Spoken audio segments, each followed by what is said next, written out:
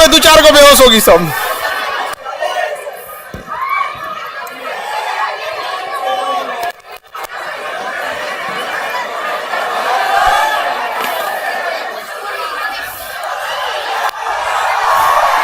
Stool ला दिए इन लोग के लिए। बाकी तुम लोग खड़े क्यों, बैठो जल्दी। स्टूल गोदाम में से स्टूल कहाँ है? सारा स्टूल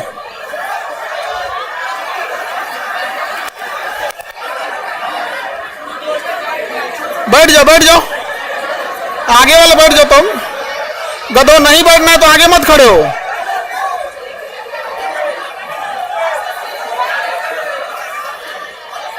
ये बीच वाले बच्चे जल्दी बैठो, बीच वाले बच्चे जल्दी बैठ। तुम लोग इधर आ जाओ, पहलवान इधर जाओ।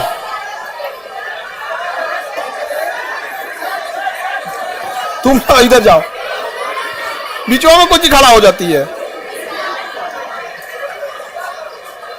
बाबू आप बैठ जाओ, तुम लोग पढ़ाएंगे कब हम?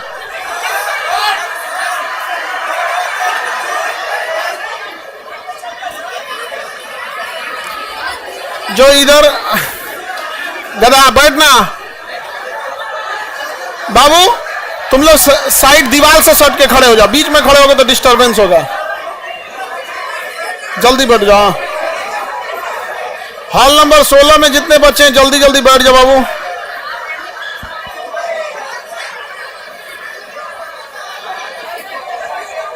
ये तो बेहोश होने का मूड बना रही है।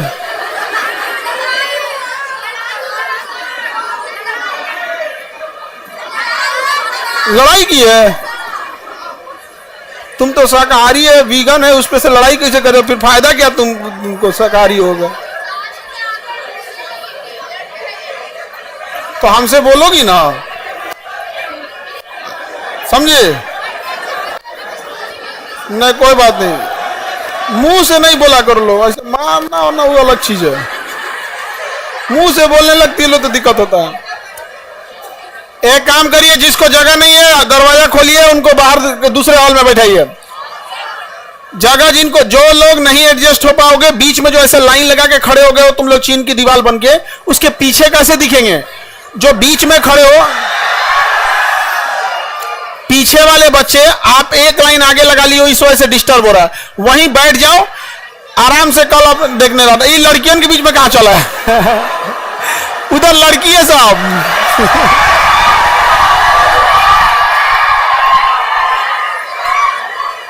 बैठ जाओ भाई लोग।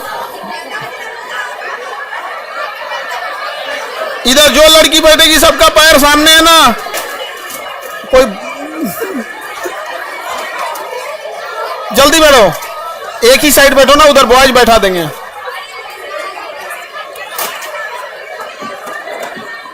लड़की लोग में अगर बैठ के कोई स्टूल तोड़ दी तो पैसा लेंगे हम। बड़ी लड़की को स्टूल नहीं दो लोग, तोड़ देगी वो। बड़ी लड़की को स्टूल दोगे तो तोड़ देगी वो। सर फोड़ लेना लोग तुम लोग उसी पे। सर एक बार क्लासरूम दिखा दीजिए।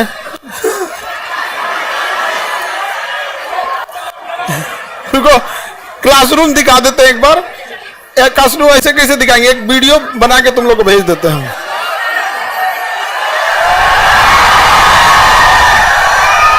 अरे हाथ नीचे को। ये पॉकेट जी के वाले बच्चे लोग, आप लोग अपने अपने जगह दूसरे हॉल में चले जाओ लोग, इस हॉल में जगह नहीं है। इस हॉल में बाबू जगह नहीं है। हॉल नंबर 16 में चले जाएंगे लोग, इस हॉल में जगह नहीं बचा हुआ। जल्दी जल्दी बैठ जाइए आप लोग, जब जॉब हो जाएगा तो आप लोग को ये दिखा देंगे। ठीक है, आप लोग इसमें ढूंढ लीजिएगा। सीढ़ी पे बैठा दो, सीढ़ी पे। वेरी गुड, सीढ़ी बैठ जाओ। अरे अभी मेरा स्टेज तोड़ देती है।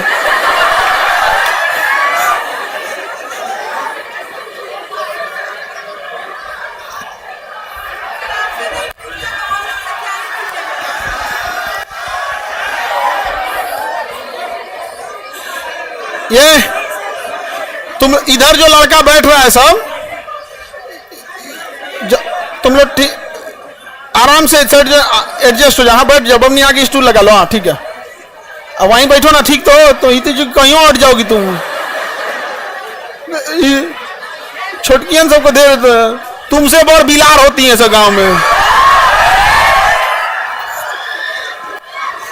तुमसे बहुत बिलार घूमते हैं सब। अब शांति से बैठो, सुनो। अब हल्ला कोई नहीं करेगा। वो बीच में जो बच्चे खड़े हैं ना, जो खड़े हैं, पीछे वाला गेट खोलिए। अब तोरा कौन सी दिक्कत हो रहा है? उस साइडवा में है तो शांति से रहो ना तुम। यहाँ पे लिखने में कौन सी का लिखना है तुमको? बैठ गए वही बहुत, हम उधर कराएं कि तुम लोग का समझाएं? हल्ला नहीं करो लोग। और तुम लोग तो साइड साइड में एडजस्ट हो जाए। जो बीच में लाइन से खड़े हैं ना बच्चे, उनको या तो एडजस्ट कर दीजिए तो दूसरे हॉल में ले जाइए, क्योंकि उनकी वजह से पिछवा ना 200-300 बच्चों को दिक्कत हो रहा है। जो खड़े हो सामने, या तो जो बैठो ना तुम लोग।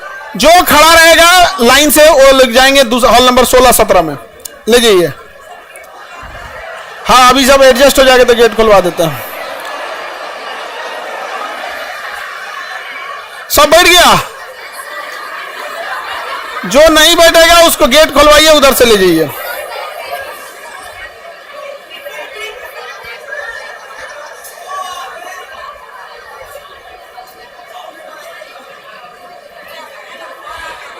ऑनलाइन वाले लोग सर साउंड क्लोज है सर। देखो वो तुम्हारा साउंड क्लोज है, उसे अनम्यूट करो।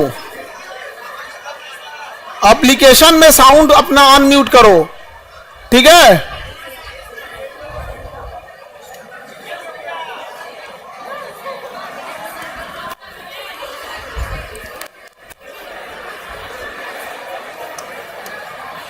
किसका रुमाल छूट गया है? ये लेके जाना जी, नहीं तो अब झगड़ा करने लगेगी सर। मेरा रुमाल, लकी रुमाल छूट गया, लकी रुमाल छूट गया। इन का रुमाल वो लकी रहता है।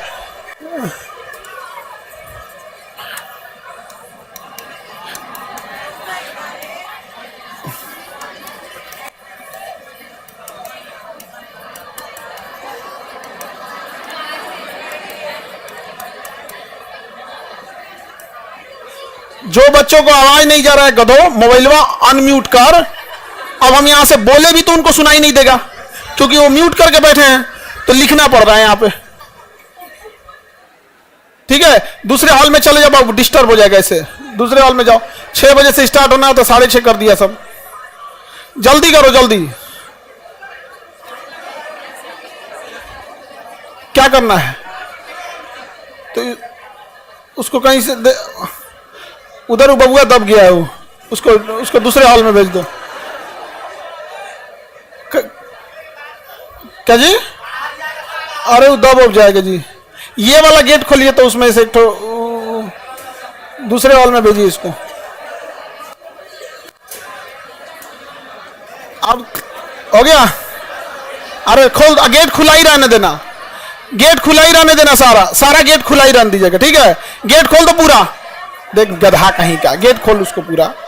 हाँ अब उस पर बैठ जाओ। गेट खुला ही रहने दीजिएगा, सब उसी पे बैठ जाएगा सब। सारा गेट खुलवा दीजिए। क्या क्या तुम लोग को बैठाने में भी इतना झमेला रहता है, क्या ही बताया जाए। हाँ एक भी स्टूल टूट गया 300 रुपया लेंगे। हाँ पहले से टूटा हुआ है तो तुम 250 देना।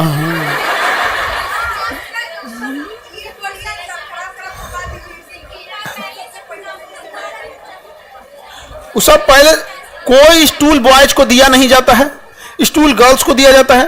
और टूटा है तो कौन तोड़ी है? बड़ी लड़की। ये सब भी बड़ी बड़ी लड़की को स्टूल दे देता है सब। जैसे छोटी बेटी है चुपचाप हिला रही, कोई दिक्कत नहीं है, कभी स्टूले नहीं तोड़ेगी वो, कोई दिक्कत। चलो देखते हैं। ऑनलाइन वाले लोग अनम्यूट कर लिया। अब हम लोग स्टार्ट करें। बाबू जिनको जगह नहीं मिला था जल्दी से जाओ, दूसरे हॉल में बैठो, जल्दी जाओ। कितने लोगों के पास? अरे जल्दी कराओ ना इन लोगों को, कितना आराम से।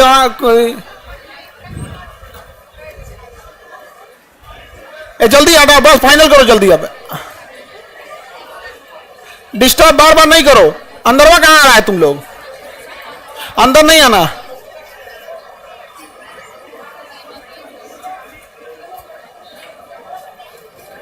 चप्पल घसीट के मत चल बकलोल। चल लग रहा है कि जैसे जिंदगी में कोनो उद्देश्य नहीं आया। कब हमारा नंबर आएगा, कब हमको यमराज ले जाएंगे, भूल गए। जब आप चल रहे कॉन्फिडेंस रहना चाहिए ना कि भाई आप विद्यार्थी हैं, जा रहे हैं तो रहना चाहिए। हाँ, हमें रूम पे पहुंचना है, जल्दी क्लास जल्दी पहुंचना है, पढ़ाई करना है। तो बिना उद्देश्य का डगर रहा है। जब भी मन तब चलाना है। चलें स्टार्ट करें। देखिए फुल स्क्रीन नहीं हो रहा है, साउंड नहीं आ रहा है, सब झमेला तुम लोग को लिए। यहाँ पे एप्लीकेशन में एक जेन्युइन समस्या। एप्लीकेशन 15 मिलियन के लिए बनाया गया था और 15 मिलियन लोड हो चुका है। इस पर 15 मिलियन लोड होने की वजह से एप्लीकेशन अब अपने अंतिम दौर पे चल रहा है। किसी दिन ये जाएगा तो ब्लास्ट करेगा। 15 मिलियन, 1.5 करोड़। 15 मिलियन मतलब 1.5 करोड़। तो हम लोग 1.5 करोड़ तक पहुंच चुके हैं। और खुशी इस बात की नहीं कि हम लोग 1.5 करोड़ पहुंच चुके हैं। हम 1.5 करोड़ ऐसे परिवार में पहुंचे हैं जिसे व्यापारी सब कहते थे कि ये ज्यादा फीस नहीं देते हैं, उन्हें छोड़ देते थे। वो तो 1.5 करोड़ से ज्यादा कोई पैसे वाला कंपनी होगा, उसको 5 करोड़ उसके पास होंगे बच्चे। लेकिन हम लोग 1.5 करोड़ वहां रोशनी किए हैं जहां आज भी अंधेरा है। तो आप लोग भी अच्छे से मेहनत करते रहिए और सक्सेस होके जाइए। अब हम लोग स्टार्ट कर दे। कोई डिस्टरबेंस नहीं करना। सबके पास पॉकेट जी की किताब है? वैसे लोग हाथ उठाए जिनके पास नहीं है तो हाथ नीचे कर दीजिए। हाथ नीचे कीजिए। अगर आप घर पे रखे हैं या नहीं लाए हैं तो बेवकूफी कर रहे हैं। हम यहां पर आपको अक्षरशः वो पॉकेट जी के ही पढ़ाएंगे। समझ में आ गया कि नहीं आ गया? कोई अलग से नहीं बताएंगे। देखिए पटना का एक खराबी बता देते हैं, स्पेशली जीएस चीजों में। जो चीजें पढ़ाई जाती है पुलिस के एग्जाम में वही चिपका दो, रेलवे एग्जाम में वही चिपका दो, टीचर के एग्जाम में वही चिपका दो, बीपीएससी में वही चिपका दो, दरोगा में। ये सबसे घटिया चीज होती है यहाँ पे, इसलिए अलग नहीं हो पाता। यहाँ पर हम लोग अक्षरशः क्या पढ़ने वाले हैं? पॉकेट जी का। इसलिए आपको फाउंडेशन में ना आप कॉपी किताब कुछ भी नहीं लेते तो हम कुछ नहीं बोलते थे, लेकिन यहाँ आपको पॉकेट जी के लेकर आना है। और ये जो आप फुल स्क्रीन कर रहे हो, हाफ स्क्रीन पे पढ़ो, नहीं हो रहा है तो ठीक है। मुंबई में आपका पॉकेट जी के नहीं मिल रहा है सर, तो बांद्रा में तो मिल, भाई ऐसा नहीं होगा। अब बांद्रा, कुर्ला या 2 जगह से अब लेके गए हैं लोग यहां से वहां के डीलर। मिल जाएगा बाबू, देखियो यहाँ पे थोड़ा सा ढूंढना। हाँ, ऑनलाइन मंगा लो। तुमको अगर जाओगे फिर मान के चलोगे तुम उधर होगे साउथ मुंबई में, इधर आओगे तो तुमको 200 किराया लग जाएगा, 150 की किताब रहेगी। बहुत महंगा शहर है जी मुंबई, बहुत। आगे बढ़ते हैं। तब हम लोग पॉकेट जी के सबके पास रहना चाहिए। हम लोग डेली पहले समझ जाओ यहाँ पे नियम कानून। बाकी जितने हॉल के बच्चे हैं ध्यान से समझते रहना। हम लोग एक दिन में 2 सब्जेक्ट लेके चलेंगे। स्टार्ट करेंगे बायोलॉजी और पॉलिटी से। जब बायोलॉजी और पॉलिटी खत्म हो जाएगा, तब हम लोग इसको स्टार्ट करेंगे ज्योग्राफी और फिजिक्स। समझ में आ गया? तो एक साइंस का रहेगा, एक आर्ट्स का रहेगा। समझ में आ गया कि नहीं आ गया? और उसी में हफ्ते में का जो करंट अफेयर रहेगा, तो फ्राइडे का दिन जो रहेगा, हफ्ते में एक दिन, जैसे पॉकेट जी के में हफ्ते में एक दिन, पूरे हफ्ते का करंट अफेयर उस दिन 3 सब्जेक्ट हो जाएगा। बस एक दिन बस ऐसा होगा। पूरे हफ्ते में डेली का सारा करंट अफेयर जरूरत का नहीं होता है। जो मेन होगा हफ्ते में एक दिन बता देंगे, ठीक है? किसी दिन वो आपको बता देंगे। कोई जरूरी नहीं है कि वो फ्राइडे को या थर्सडे भी हो सकता है। तो ये शेड्यूल रहेगा, मतलब 2 सब्जेक्ट आपका चलेगा। स्टार्ट होगा आपका बायोलॉजी और पॉलिटी। बायोलॉजी और पॉलिटी आपको 480 पेज है लगभग, इसमें 450 पेज मोटा मोटी समझिए। 460, 484, मतलब लमसम 500 पेज है। हाँ, लमसम कितना पेज है? 500 पेज। हम लोग 2 सब्जेक्ट लेके चलेंगे और बहुत अच्छे से हम लोग इसको रिवीजन करते चलेंगे। इसको कुछ नहीं करना है, जो यहां हम आपको बोल रहे हैं वो हमारे साथ बोलते हुए याद करना है और रूम पे जाना है, उसको एक बार देखना है, सामने वाले को पकड़ा देना है कि ये पूछो। उससे कहिएगा दिमाग मत लगाओ, जो लिखा है उसको पूछ। समझ में आएगा? कोई दिमाग नहीं लगाना, लिखा है उसको पूछ। कई बच्चों क्या करते हैं ना, जैसे मान के चलिए आप 2 लोग पढ़े हो, समझ जाओ इधर, इधर समझो। जैसे ये दो लड़की पढ़ी हैं सब, तो इसको भी याद है, इसको भी याद है, तो सुनने के टाइम क्या करेगी, ये याद है ना, तो किताबवा नहीं देखी, आते से अच्छा बताओ तो लैमार्क का बुक का नाम, ये इतना टाइम लॉस की, इसका दिमाग लगाने की जरूरत नहीं है। देखिए लैमार्क के किताब का नाम, लैमार्क ने कौन सा सिद्धांत दिया, डार्विन का कौन सा सिद्धांत, एक एक सेकंड का यूज कीजिए। विद्यार्थी जीवन में सबसे बहुमूल्य चीज होती है एक एक सेकंड, ठीक है। अगर आपको अपना कॉन्फिडेंस चेक करना है तो किताब बंद करिए, अपने से पूछ के देखिए यहाँ पे। लेकिन जब एक दूसरे का सुन रहे हैं, कोई समय और कोई विद्वान बनने की कोशिश नहीं करना है। स्पष्ट जो लिखा है खट खट खट खट पूछिए, और उधर वो जवाब दे पाया या दे पाया, अपने डिस्कस कर रहे हैं लोग, तो वेट नहीं करना, नहीं याद है आगे बढ़ो। इन्हें की लैमार्क की किताब आई, एगो ईंटा रखना लोग, सरकारी ईंटा मार देना मुंह पे, धाए दे यहाँ पे, याद है तो सुना, नहीं याद है तो आगे बढ़। समझ में आ गया ना, आप पूछने में लेट करना है ना लेट। और एक और चीज करना लोग, सबसे अच्छा तो रहेगा तुम लोग आखिर फोनवा पे बतिएबे करते हो, तो तुम छोड़ने वाले नहीं हो फोन पे बात करना, वो हमको अच्छे से पता है। एटलीस्ट तुम लोग पॉकेटे जी के पूछो। समझ में आ गया कि नहीं आ गया। लड़की लोग को भी कहते हैं, कहना है मुझौसा तू नहीं उठ, हम खाना खा लिए हैं, पूछना है तो पॉकेट जी के पूछो, खाना खा लिए कि नहीं, बिना खैले मर नहीं जाएगा कोई। खाना खा लिए कि नहीं, यहाँ पे खाना ऐसा खाना नहीं बना, खाना खा लिए कि नहीं खाने के लिए। तो आपस में रूम पार्टनर में पूछना है तो रूम पार्टनर में पूछो, दोस्तों में पूछना है दोस्त, लेकिन टाइम नहीं लॉस करना है, किताब खोल के पूछना है, जो उसमें लिखा है वही पूछना है, ये अपना दिमाग नहीं लगाना है। आप टीचर नहीं है, आप स्टूडेंट है। हम लोग का काम है बिना किताब देख के पढ़ाएं, आपका काम नहीं है ये। स्टूडेंट और टीचर में डिफरेंस होता है, हमारा काम अलग है, आपका काम अलग है। आपको वही जानना है जो एग्जाम में पूछता है, हमें वो जानना है जो एग्जाम में भी पूछता है, और वो भी जानना है जो बच्चे डाउट में लेके आते हैं, क्योंकि आप बहुत सारा चीज ऐसे डाउट में लेके आते हैं जिसको एग्जाम में कोई लेना देना है, लेकिन फिर भी हम लोग को बताना पड़ता है। समझ में आ गया। पॉकेट जी के सबको लेके आना है, हाथ में सबके रहना चाहिए। आप किसी को एंट्री मत दीजिए, आप ये कहां गए लोग, किसी को एंट्री नहीं दीजिएगा लोग, ये एंट्री किसी को नहीं। अब यहां पे कोई घूमना नहीं चाहिए, डिस्टर्ब हो जा रहे हैं हम, इतना लेट हो गया, अब तक गेट खुला रहना चाहिए। तुम कौन चीज से लग रहा है ट्रेन के जनरल डिब्बा में लटका है।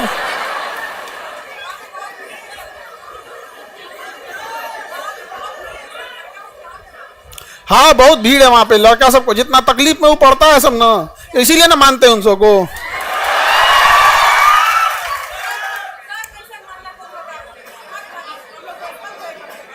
अब तो लेकिन लड़का सबको हम मानते हैं, लेकिन उतना नहीं मानते जितना लड़की सबको मानते हैं। अब तुम लड़का लोग को तो पता है कि हम किसको कितना मानते हैं।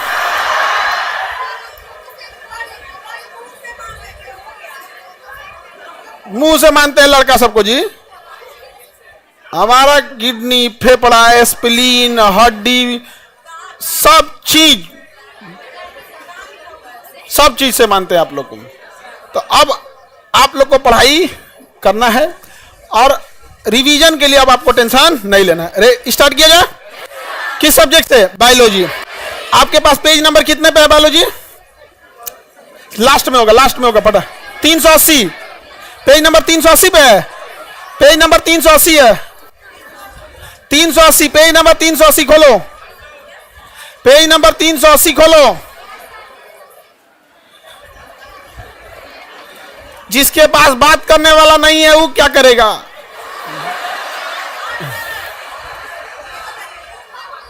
रूम पार्टनर से बतियाओ, दोस्तों से बतियाओ, नहीं मिल रहा तो घर में बाबा दादा को देखो पढ़ाओ।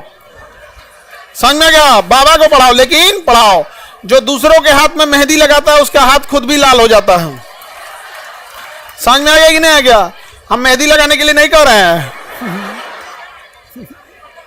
और इस तरीका तुम हैंडीकेप हो, तुम्हारे बगल में हाँ हैंडीकेप हो? नहीं है वो, हैंडीकेप नहीं है। चलो ठीक है, तब कोई दिक्कत नहीं। भीड़ भाड़ में थोड़ा सा संभाल लेना आप लोग। अब स्टार्ट करते हैं हम लोग। तुमको पीटेंगे पहलवान हम। देखो ध्यान से, हल्ला नहीं करो। आगे बैठ के बोलते हो लोग ना तो आवाज यहां तक आने लगता है, फिर दिमाग डिस्टर्ब हो जाता है। पीछे वाला थोड़ा बहुत चल जाता है, यहां तक आवाज नहीं आता है। अब सुनो ध्यान से, हम लोग अब स्टार्ट कर रहे हैं किससे? बायोलॉजी। आधा टाइम हम बायोलॉजी पढ़ेंगे और आधा टाइम पॉलिटी। सबके पास है? पेज नंबर कितना है? 380। चलिए स्टार्ट किया जाए। पहला सिद्धांत देखिए यहां से, ये टॉपिक जब हम फाउंडेशन में पढ़ाते हैं तो सबसे लास्ट में पढ़ाते हैं, लेकिन ये पॉकेट जीके में सबसे पहले है। यहां कोई फाउंडेशन, कोई बीपीएससी का रूल नहीं लगेगा, यहां लगेगा पॉकेट जीके का रूल। तो हम लोग अब समझते हैं, स्टार्ट करते हैं। पहला सिद्धांत किसका पढ़ना है? लैमार्क का।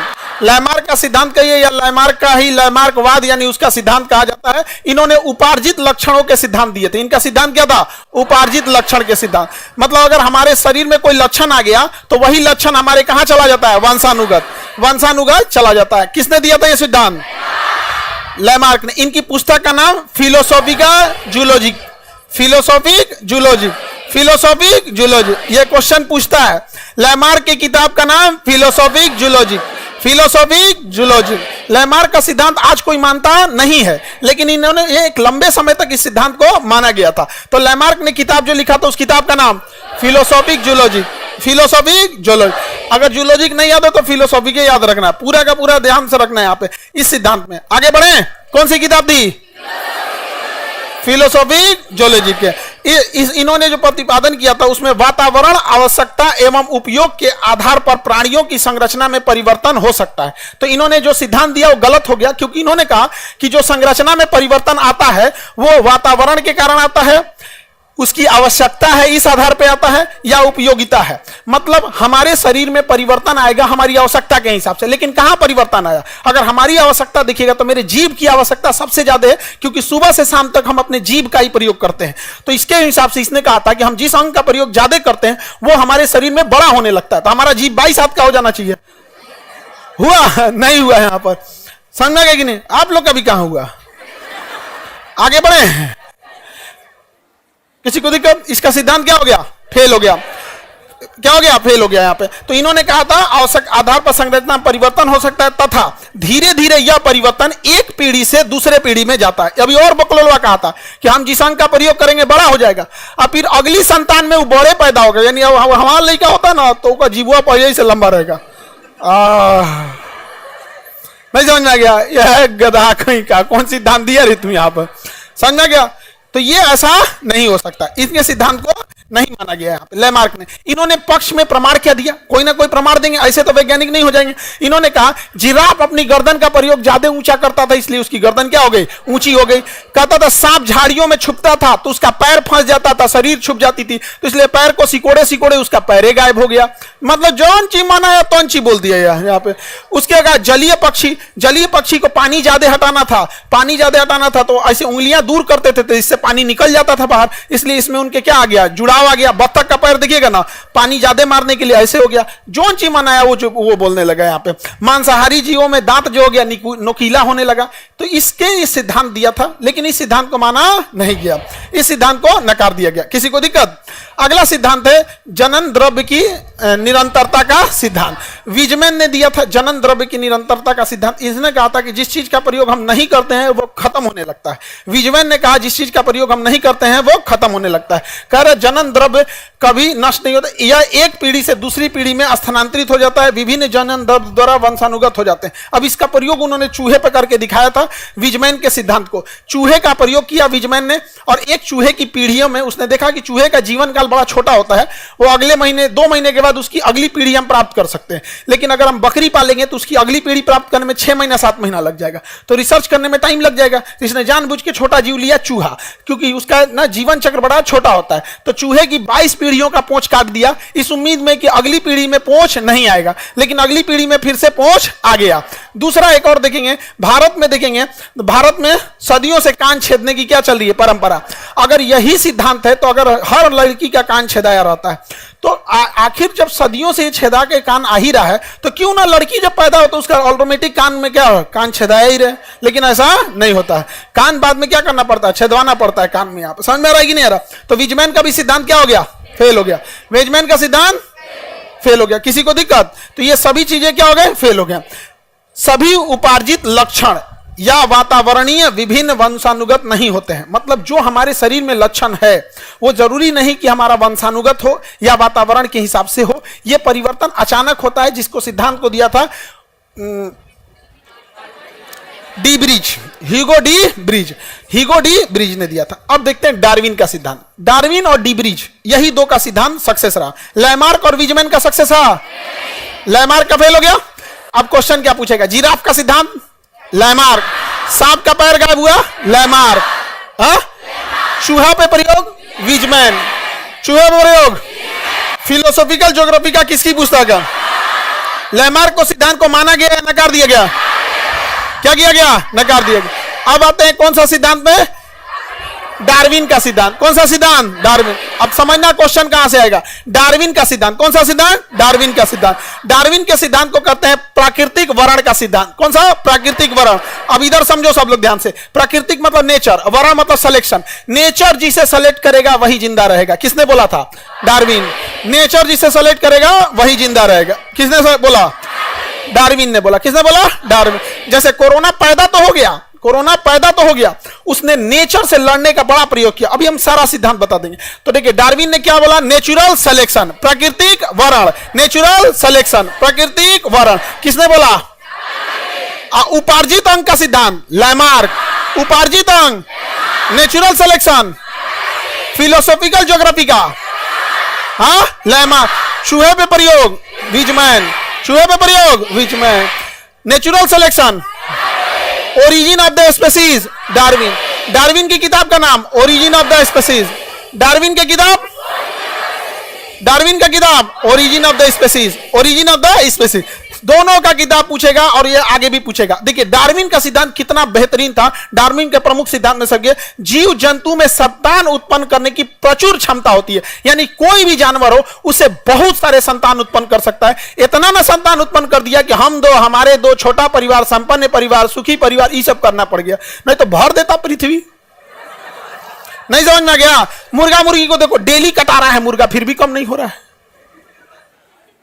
कितना काट जा है सब, जो पैदा हो गया तो ना को काट दे रहा है, जो नहीं पैदा हुआ उसका अंडा भूज के खा जा रहा है, फिर भी कम नहीं हो रहा है। तो इसी ने बोला था संतान उत्पन्न करने की प्रचुर क्षमता। गुड नाइट जलाते हैं, कॉइल जलाते हैं, सड़क पर धुआं छोड़ता है, फिर भी मछड़वा पैदा हो जाते हैं सब, क्योंकि संतान उत्पन्न करने की प्रबल क्षमता। समझ में आ गया? किसने बोला था? किसी भी जीव को, जंगल में शेर है, सांप है, मौसम है, गर्मी है, बरसात है, बाढ़ में इतने जानवर मरते हैं, फिर भी जानवर कम नहीं होते हैं सब। समुद्र में शार्क मछली है, वेल मछली है, घोटती मुंह खोल के एक बार पूरा खा जाती है, फिर भी वहां कम होने वाले नहीं है। तो प्राकृतिक जन्म का सिद्धांत, प्रचुर क्षमता होती है जनन की, प्रचुर क्षमता। दूसरा क्या बोला था? जीवन संघर्ष अंतर जातीय। जीवन के लिए क्या होता है? संघर्ष होता है। पैदा तो हो गए, अब जीवन के लिए संघर्ष होगा। जीवन के लिए संघर्ष कैसा होगा? अंतर जातीय, अपने लोगों से खतरा। कुत्ता का बच्चा पैदा होगा, बड़का कुत्ता मार देगा। शेर पैदा होगा, दूसरा का शेर मार देगा। बिल्ली का बच्चा पैदा हुआ, नहीं देखी तो दूसरा मार देगा। मुर्गी का बच्चा पैदा हुआ, नहीं देखे तो कौआ के मार देगा। यहाँ और उसके बाद अंतर जाति, मतलब सेम जाति में मार सकता है, दूसरा भी मार सकता है। जैसे कुत्ता कुत्ता को काट लिया, अंतर जातीय संघर्ष। कुत्ता को आके कोई दूसरा जानवर आके मार दिया, अंतर जातीय। जैसे बकरी के बच्चा को कुत्ता काट लिया, अंतर जातीय। अंतर जातीय, एक कुत्ता के बच्चा को दूसरा कुत्ता के बच्चा का, यानी ये दोनों संघर्ष किसके लिए? जीवन।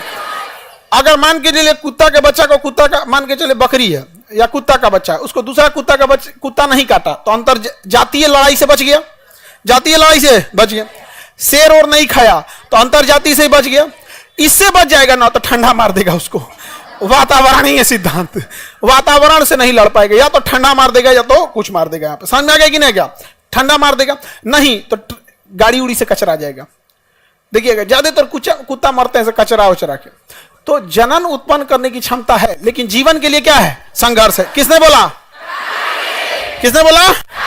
डार्विन ने बोला। उसके बाद क्या क्या? विभिन्नताएं क्या होंगी? विभिन्न। इतना पैदा होंगे सब, इतना पैदा होंगे सब कि एक जाति से दूसरी जाति भिन्न हो जाएगी। एगो देसिया कुत्ता अलग, सीबीएसई वाला अलग, गोर कुत्ता अलग, एगो डाबरमैन होता है एकदम पातर कूदते रहता है ऐसे यहाँ पे अलग, एगो एकदम कोढ़िया होते हैं सब। समझ में? लेब्राडोर खा के इतना मोटा आ जाएंगे सब, सुअर ऐसा। समझ में आ गया कि नहीं? कुछ कुछ कुत्ता होते हैं सब दुबरा, एकदम कितनों खाएंगे सब दुबराइले रहेंगे। यानी जन्म होगा तो उसमें क्या हो जाएगी? विभिन्नताएं आ जाएंगी। क्या आ जाएंगी? विभिन्नताएं आ जाएंगी। किसने बोला? जन्म के बाद विभिन्नता आएगी कि नहीं आएगी? भिन्नता आएगी। अब हो गया योग्यतम का आहरण। योग्यतम का आहरण, वर्ण मतलब क्या होता है? सिलेक्शन। योग्यतम मतलब होता है बेस्ट, जो सबसे अच्छा होगा वही जिंदा रह पाएगा। ये लैमार्क का सबसे अच्छा सिद्धांत था।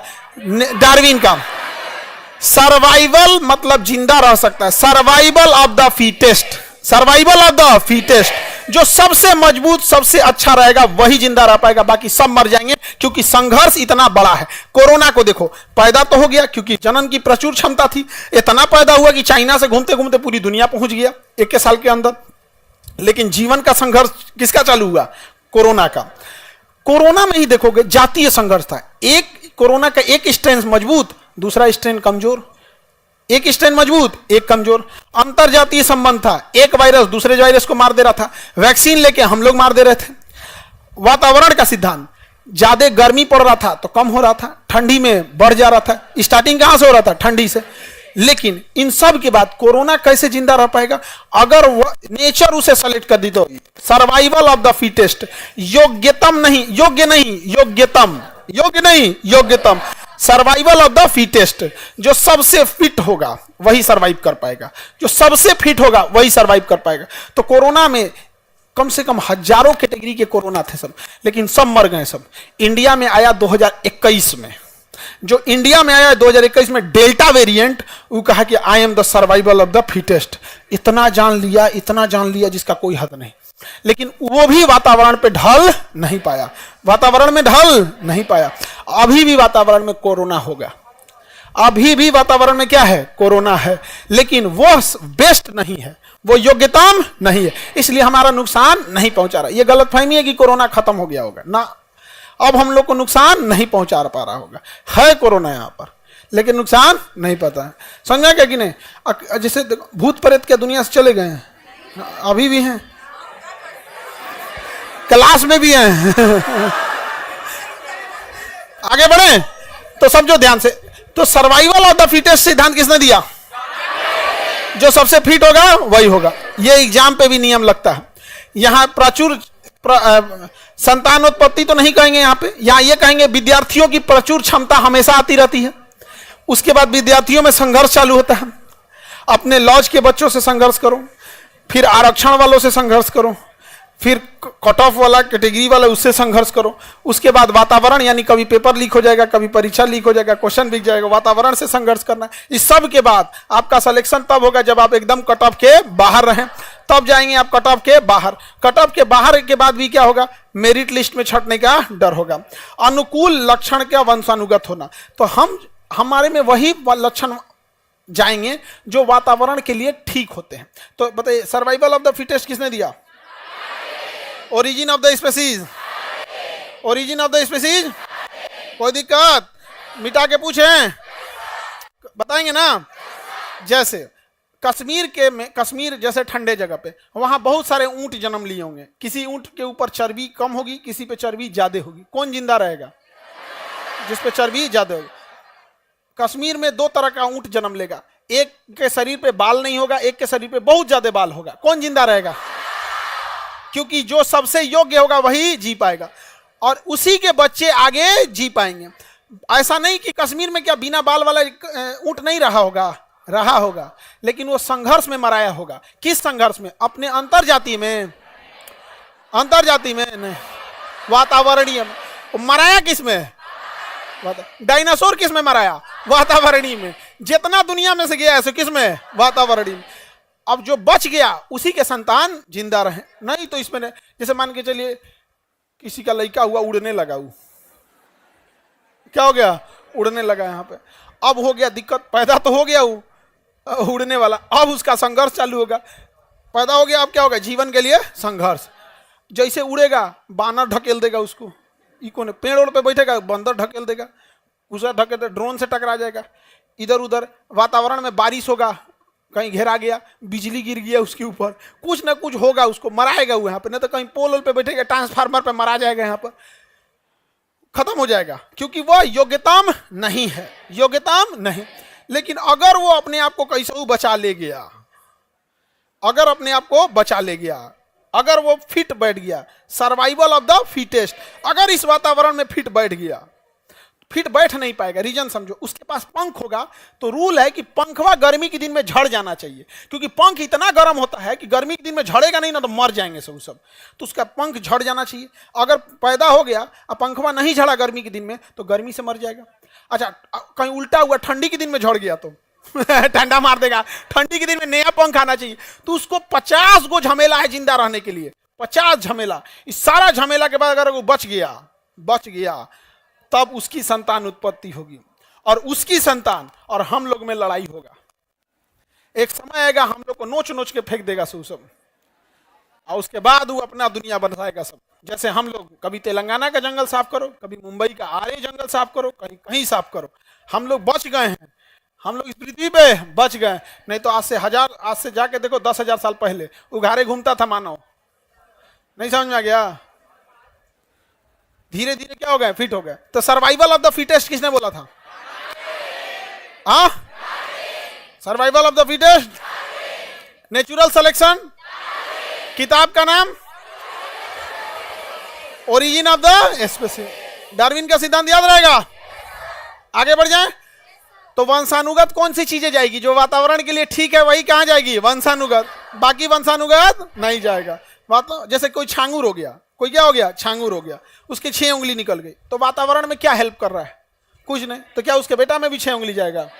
लेकिन कश्मीर में पैदा होने वाला जानवर, उसके शरीर में बहुत सारा बाल है, लेकिन वो वातावरण में जिंदा रहने में हेल्प कर रहा है, तो क्या वो अगली पीढ़ी में जाएगा?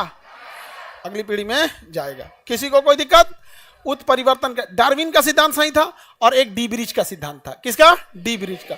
डी ब्रिज का सिद्धांत का नाम है उत्परिवर्तन। डी ब्रिज के सिद्धांत का नाम, डी ब्रिज का सिद्धांत याद रहेगा।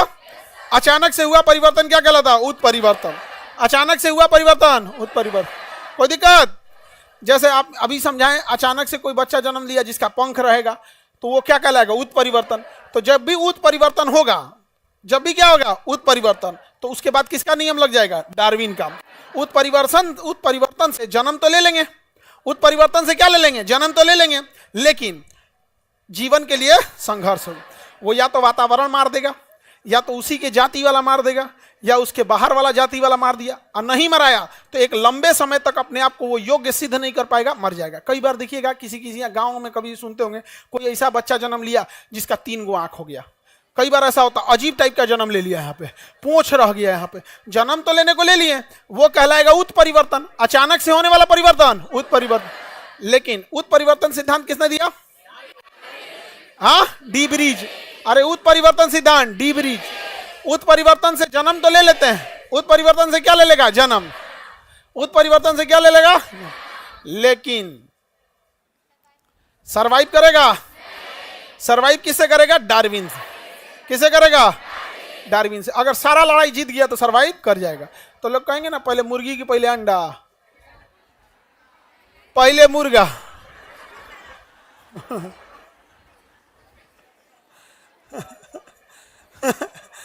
पहले मुर्गी की पहले अंडा, पहले मुर्गा।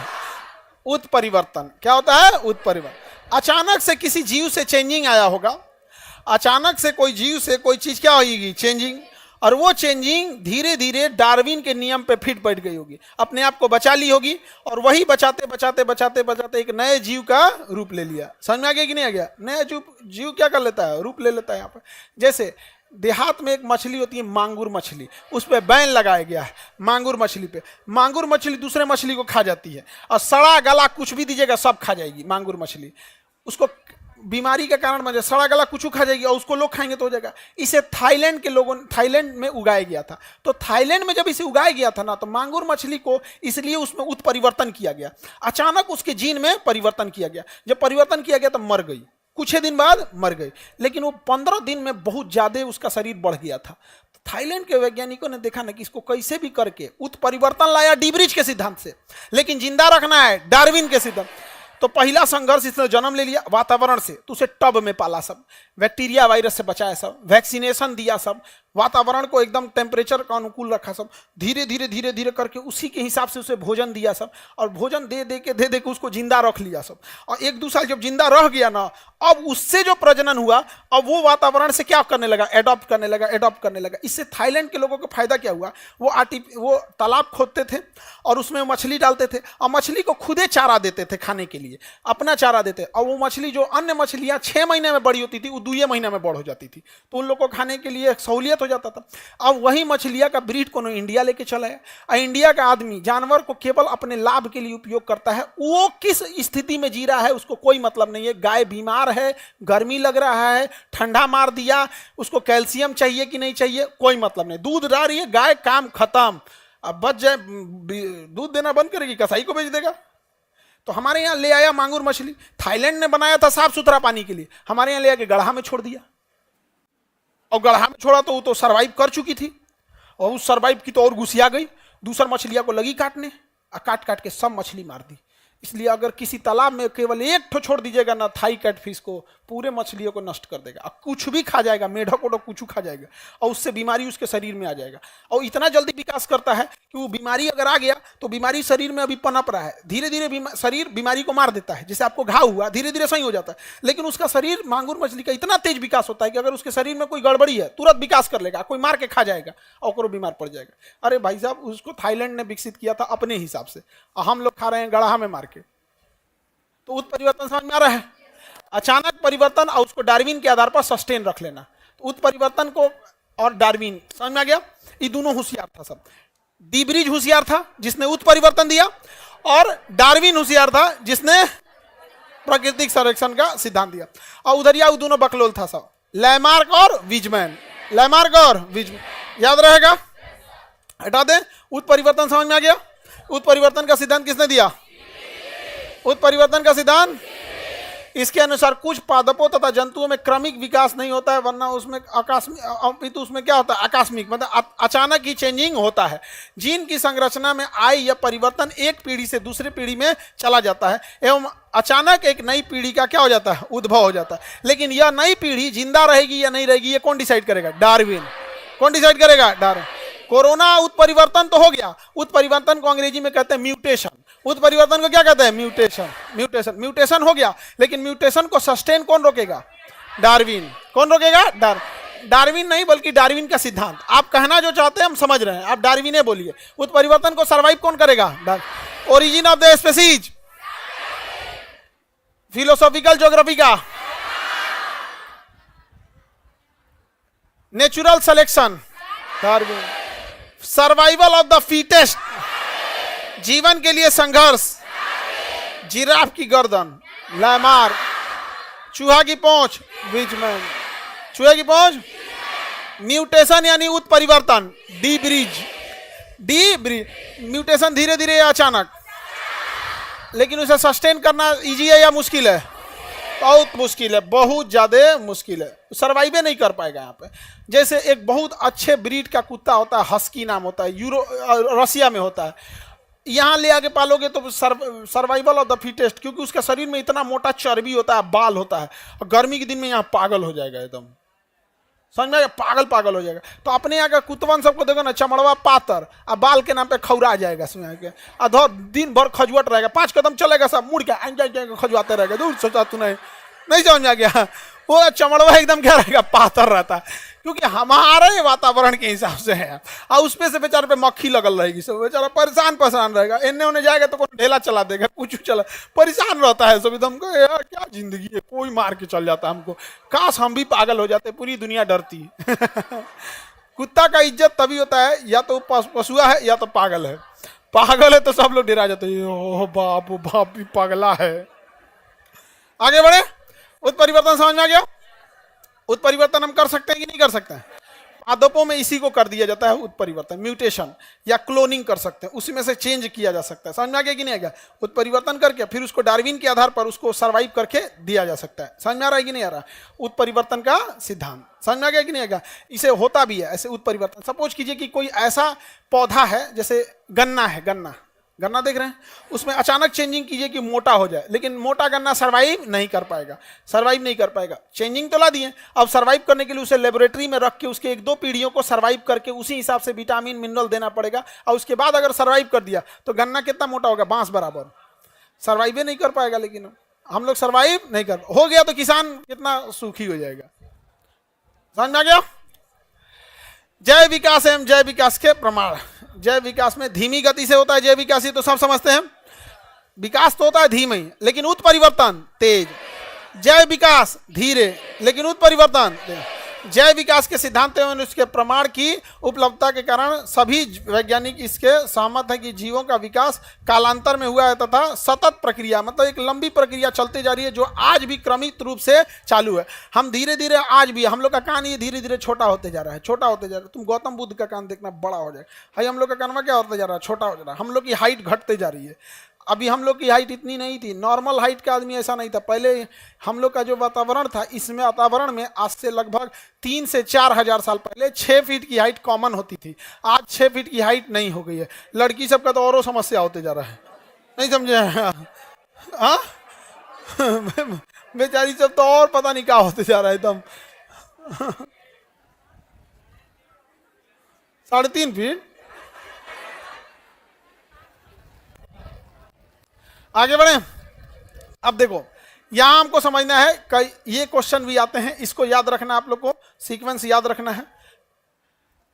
2 जीव में आपस में लक्षण होते हैं। कई बार देखिएगा मेल फीमेल के लक्षण को ट्रांसजेंडर हम लोग बोलते हैं। उसमें पुरुष एवं मादा दोनों के लक्षण होते हैं, उसे क्या कहेंगे? ट्रांसजेंडर। पहले हम लोग ट्रांसजेंडर को समाज में बुराई के तौर पे देखते थे। अभी ट्रांसजेंडर के लिए समाज ने आरक्षण किया, जो जरूरी भी है, क्योंकि उसमें उस व्यक्ति की कोई गलती नहीं है। और समाज हमेशा गलतें बोलने लगेगा उसको कोई नौकरी देगा नहीं। और वो कहीं पैसा मांगेगी सड़क पे या रोके तो का इस सबको खाली पैसे मांगना रहता है। अरे भाई तो तुम नौकरी दे, नौकरी देगा नहीं का। वो सब बहुत समाज के लिए भलाई करते हैं। कम से कम हम लोग वो अपने सोसाइटी में शांति से रहते हैं। युद्ध जब हुआ था ना पाकिस्तान से, कारगिल, वो लोग चंदा दिए थे लोग, सोचिए। तो हम लोगों ने अगर कहेंगे मेल और फीमेल का जो बीच की कड़ी रहेगा तो ट्रांसजेंडर। क्या चीज कहेंगे? ट्रांसजेंडर। उसी तरह से कई बीच के कड़ी हैं जिससे सवाल आपसे पूछता है। जैसे आपका पहला जो होता है मछली, पीसीज वर्ग में आता है। देखो ये वर्गीकरण को इसको हम बता देते हैं। जितने मछली होते हैं उन्हें टेक्निकल नाम में पीसीज कहते हैं। क्या कहेंगे? पीसीज। जो मेढक वगैरह हो गए जो दोनों जगह पे रह सकते हैं उसे क्या कहेंगे? एम्फीबियन। मछली को पीसीज, दोनों जगह रह सकता है, एम्फीबियन। रेंगेगा तो रेप्टिलिया, रेंगेगा तो जमीन पानी दोनों पर रहेगा, एम्फीबियन। उड़ेगा तो एबीज, तैरेगी तो पीसीज। मछली को पीसीज, उड़ने वाले को एबीज, ये क्वेश्चन आपको ना कई बार जीएस में ना देके रीजनिंग में दे देता है। जब पक्षी का संबंध एबीज से है, मेढक का संबंध एम्फीबियन से है, तो मछली का संबंध किससे, इस टाइप का दे देता है। मछली पीसीज, इसी से बना है पीसी कल्चर। समझ में आ गया? मछली पालन पीसी का। तो मछली के ग्रुप को पीसीज, रेंगने वाले को रेप्टिलिया, उड़ने वाले को एबीज, स्तनधारी को मेमिलिया। हम लोग किसमें आएंगे? मेमिलिया। मेमिलिया की पहचान वो अपने बच्चे को दूध पिलाता है। समझ में आ गया? मेल और फीमेल में स्तन होते हैं दोनों में, लेकिन फीमेल में स्तन ग्रंथि होती है जो एक उम्र होने के बाद स्तन ग्रंथि काम करना प्रारंभ कर देती है। लेकिन बचपन से ही स्तन ग्रंथि काम नहीं करेंगे। तो मेल और फीमेल दोनों स्तनधारी में आते हैं, लेकिन स्तनधारी किसके पास, स्तन ग्रंथि किसके पास होती है? फीमेल के पास। तो मानो किस में आएगा? स्तनधारी में। बकरी, गधा, घोड़ा, भैंस, सब पर्यायवाची है तुम लोग का। पर्यायवाची समझते हो? हाँ, क्या होता है पर्यायवाची? सिनोनिम्स। किसका सिनोनिम्स था ये? आप लोग का। आगे बढ़े। ये क्या नाम दे सर? मेरी चाची FIR नाम डाल दी है, मैं नौकरी नहीं कर पाऊंगा, प्लीज हेल्प कीजिए। ऐसा रहे तो सब चाची लोग नौकरी खाते रह जाएंगी लोग। हाँ, ऐसा कुछ नहीं होता है। FIR नाम डालने से कुछ नहीं होगा। चार्जशीट से अपना नाम हटवा लीजिएगा, आप प्रूफ दे दीजिएगा कि हम यहाँ नहीं थे। समझ में आ गया कि नहीं आ गया? सॉलिड प्रूफ है तो ठीक है, जैसे हॉस्पिटल में एडमिट थे, CCTV फुटेज है, कहीं कुछ है। अगर सॉलिड प्रूफ नहीं है तो फिर एक तो और प्रूफ है जो हर जगह काम करता है, समझते ही हैं।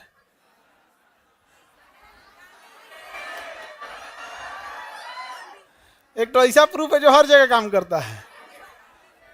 उस प्रूफ को केवल बहुत सारा प्रूफ होता है, फर्जी नहीं होना चाहिए। ऐसा कि लिख देते हैं फर्जी ना, उससे क्या मतलब होता है? आगे बढ़े। पांचों नाम याद रहेगा। हम लोग किसमें आएंगे? मेमिलिया। देखो हिंदी नहीं देगा, स्तनधारी देगा नहीं, अंग्रेजी लिख देगा मेमिलिया, ऐसे ही लिख देगा मेमिलिया। एविज में पक्षी, रेप्टिलिया में सांप वगैरह, छिपकली रेप्टिलिया में, रेप्टिलिया दोनों जगह रह जाएगा। और मछली, मछली पीसी, सब में रीढ़ की हड्डी होती है। इन सब में क्या होती है? रीढ़ की हड्डी। जिसमें रीढ़ की हड्डी होती है उसको क्या कहा जाता है? मेरुदंड कहते हैं। देखो समजात जीव, असमजात जीव। समजात असमजात से पहले समझने से पहले यहाँ कहा गया, कड़ी नहीं दिया है, एक सेकेंड, जीव जंतुओं के बीच की कड़ी, ये रहा कड़ी, पादप एवं जंतु की कड़ी। पहले इसको याद करा देते हैं, फिर इसको याद कराएंगे। देखिए कुछ योजक कड़ियों के उदाहरण, कड़ी के उदाहरण समझिए। जैसे मेल फीमेल का उदाहरण आप समझ में आ गया। मेल फीमेल का उदाहरण ट्रांसजेंडर, बीच की कड़ी क्या हो जाएगी? ट्रांसजेंडर। अभी पहले इसको समझा देते हैं। उसी तरह सजीव और निर्जीव के बीच की कड़ी वायरस, सजीव और निर्जीव की कड़ी वायरस एक निर्जीव की तरह होता है। जैसे पाउडर, कैसे हम लोग शरीर पे पाउडर मार लिए, पाउडरवा जिंदा होगा, वायरसवा जिंदा हो जाता है। वो पाउडर ऐसा रहता है, वायरसवा पाउडर ऐसा रहता है। हाथ पैर रखेंगे ना जिंदा हो जाएगा। आ गया मेरा मालिक आ गया, चलिए मालिक को सुता देते हैं। अब जा सीधाने अगरबत्ती जलेगा। नहीं समझे? सीधाने क्या जलेगा? मतलब मर गए। सीधाने अगरबत्ती का मतलब क्या होता है? मर गए। तो वायरस सजीव है या निर्जीव? हाँ दोनों है।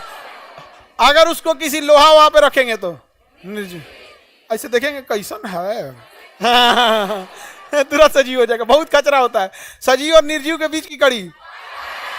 इसीलिए ससुरा जल्दी मरते नहीं है सब, निर्जीव की तरह पड़ा रहेगा। खाना पीना किसी चीज की जरूरत नहीं, जैसे स्टार्ट होगा तुरंत अपना क्या करेगा?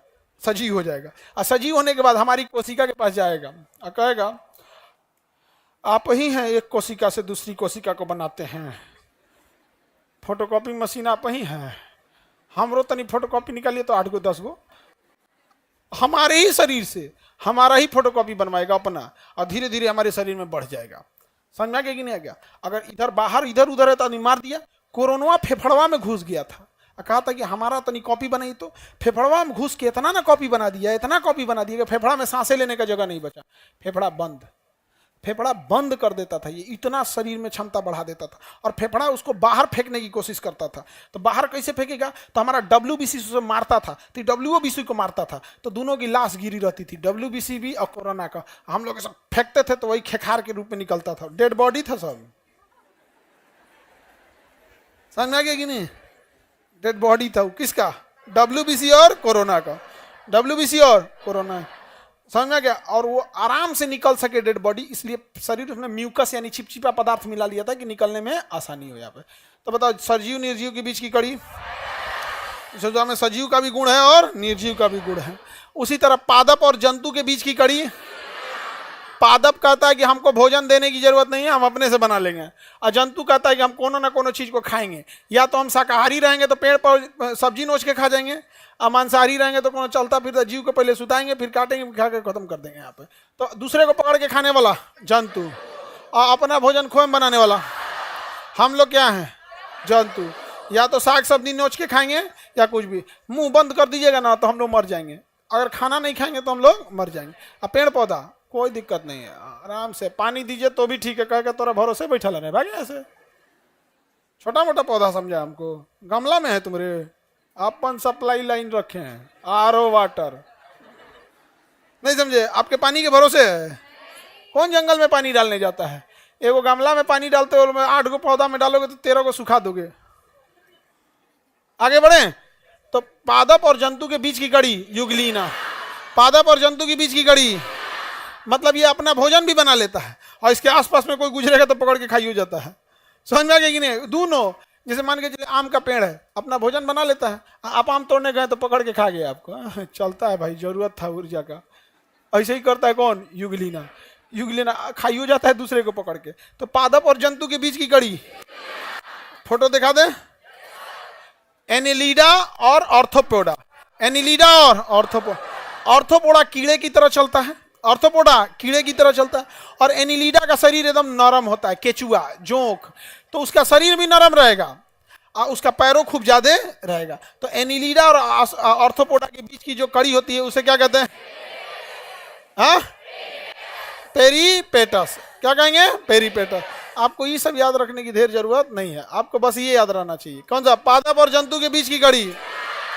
हाँ, एनिलीडा और ऑर्थोपोडा का पेरीप्लस। हाँ, आगे बढ़ जाएं। और यहां देखिए आपको डकबिल प्लेटिपस या फिर एकिडना, ये पक्षी की तरह दिखता है लेकिन रहता है स्तनधारी। दिखता कैसे है? पक्षी की तरह, और रहता क्या है? इसलिए इसे पक्षी और स्तनधारी के बीच की क्या कहेंगे? कड़ी। बताइए, पादप और जंतु के बीच की कड़ी।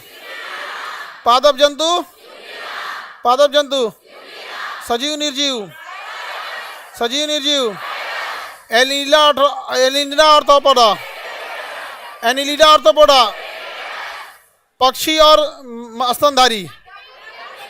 डकबिल नहीं याद रखेगा, प्लेटिपस। क्या याद रखना है? प्लेटिपस, बस प्लेटिपस बोलेंगे। इसमें किसके गुण है? पक्षी और स्तनधारी।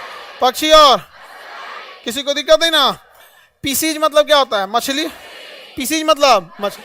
एम्फीबियन मतलब बाहर निकल जाता है, जो दोनों जगह रह सकती। अभी बताओ, ऐसी कोई मछली है जो जमीन पे भी रह सकती है? हाँ, एगो मछली है लंग्स फिश। लंग्स फिश, फुसफुस, लंग्स मतलब फेफड़ा मछली, मतलब उसके पास फेफड़ा होता है। मछलिया के पास क्या है? फेफड़ा। मछली के पास क्या है? फेफड़ा। मछली है, बाहर निकालेंगे तो कोई टेंशन नहीं, कहेगा बाजार में ले जाएगा बेचने, हमको कूद के भाग जाएंगे जहां मौका मिलेगा। बाहर भी जी लेते हैं हम। मछली पानी के बाहर रह सकती है। कौन सी मछली? लंग्स मछली। कौन सी मछली? तो इसे हम क्या कह सकते हैं? स्तनधारी, सॉरी स्तनधारी नहीं, पीसीज। पीसीज मतलब मछली, एम्फीबियन मतलब ऊपर रहने वाले। समझ में आ गया कि नहीं आ गया? आगे बढ़े। Any problem? इन सब का फोटो दिखा दे, नहीं तो याद नहीं। ये बहुत बार पूछा है, तुमको याद रहे ना रहे इसको यादें कर लेना। पहले तो पढ़ लो लोग, पहले पढ़ल जाए रहे कि नहीं।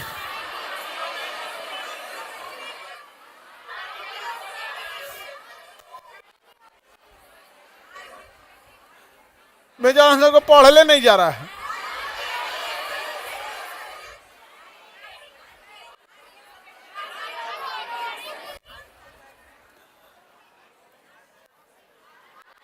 आर्कियो प्लेट्रिक्स, आरपीओ प्लेट्रिक्स, ये क्या करता है समझो। ये रेंग के चलता है। क्या चलता है?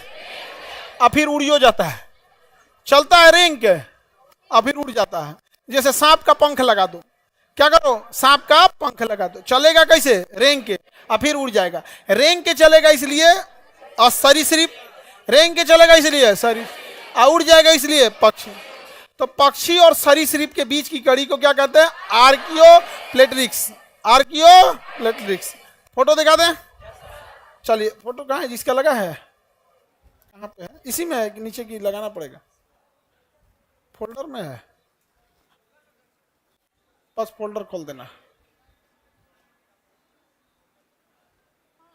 कहाँ है? ये दिखता कहीं नहीं इमेज हुआ।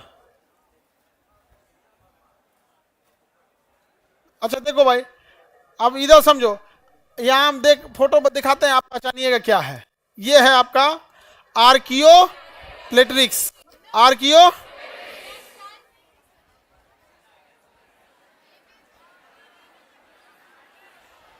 ये इसका पंखवा छोड़ दीजिएगा ना, इसका पंखवा उठा दीजिएगा तो डायनासोर की तरह चलेगा। इसे डायनासोर की तरह ऐसे, तो जो ऐसे चलता है ना उसी को कहते हैं रेंग के चल रहा है। डायनासोर कैसे चलता था? रेंग का। डायनासोर कैसे चलता था? रेंग का। हम लोग कैसे चलते हैं? सीधा। डायनासोर सीधा नहीं चलता था, वैसे रेंगता था ऐसे ऐसे। रेंगने का मतलब होता है शरीर का भार एक बार दाहिने एक बार बाएं।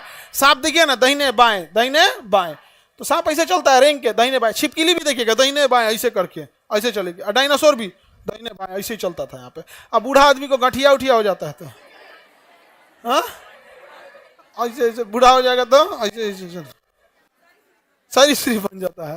नहीं समझे? अच्छा, जो आजकल लफुआ है सब इतना बटन खोल लेगा से, एगो सीकड़ मान लेगा, एगो सिगरेट। नहीं समझ, एकदम टिबिया ऐसा रहेगा, सीना धंसल एकदम, मतलब मन, अगर तुम एक लात मारोगे तो पैरों पार निकल जाएगा। सिगरेट पी के धंसा लगा,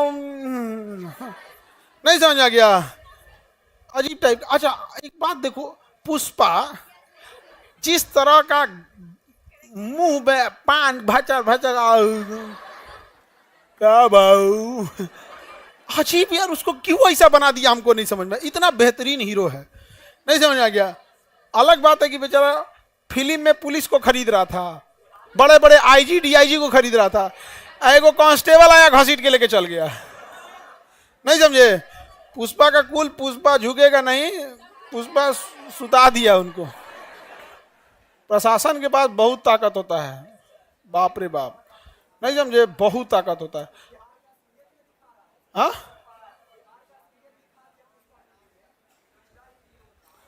आगे बढ़े तो ये बताइए क्या है, आर्कियो रेप्टिस है क्या, ये सरीसृप।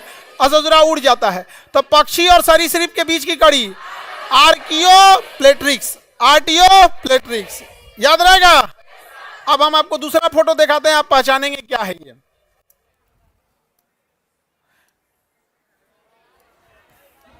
एकिडना है ये, क्या है, एकिडना और प्लेटिपस, एकिडना और प्लेटिपस की तरह जी, ये रहा प्लेटिपस, एकिडना और प्लेटिपस।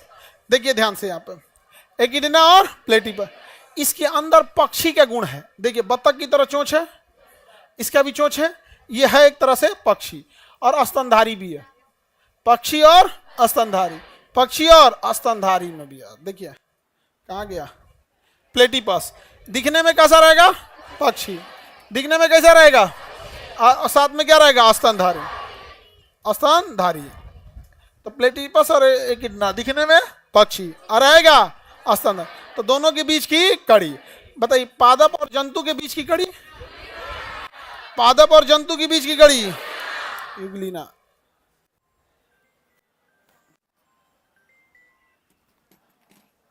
पादप और जंतु के बीच की कड़ी कौन सी है, युगलीना है।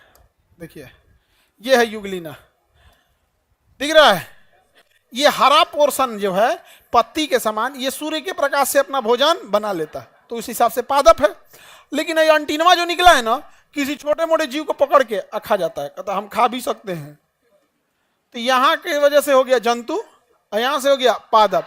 एनिमल और प्लांट दोनों के बीच का मिक्सचर कौन है, प्लांट और एनिमल का मिक्सचर युगलीना, प्लांट एनिमल का मिक्सचर युगलीना। पक्षी और स्तनधारी प्लेटिपस, पक्षी और स्तनधारी प्लेटिपस, पक्षी स्तनधारी, पक्षी और सरीसृप आर्कियो प्लेटेरिक्स, आर्कियो प्लेटेरिक्स।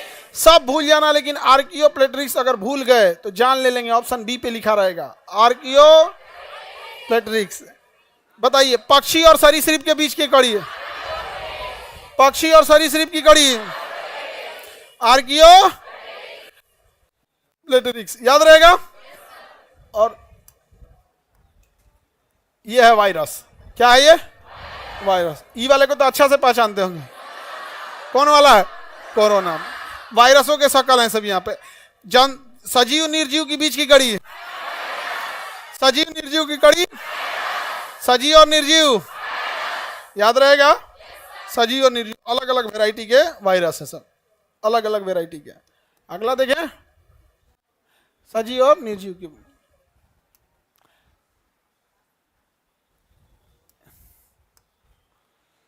ये है आपकी लंग्स फिश। कौन सी फिश है तो ये मछली, मछली मतलब पीसीज, मछली मतलब पीसीज, और पानी के बाहर निकल आती है, पानी के बाहर आ जाती है, इसलिए क्या हो जाएगी, एम्फीबियन। एम्फीबियन मतलब उभयचर। तो मछली और उभयचर के बीच की कड़ी लंग्स फिश। इस फिश के पास क्या है, लंग्स है, क्या है, लंग्स है। फेफड़ा है इसके पास, क्या है, फेफड़ा। इसका कल्फर दिख रहा है कहीं, नहीं, बाहर आ जाती है। इसको बाहर निकालेंगे नहीं मरेगी ये, कहिए बकलोल कहीं का, तुम जाओ पहले सर का पॉकेट जी को पढ़ के आओ, नहीं समझे, मर जाएगी ये। क्या नाम है इसका, लंग्स फिश।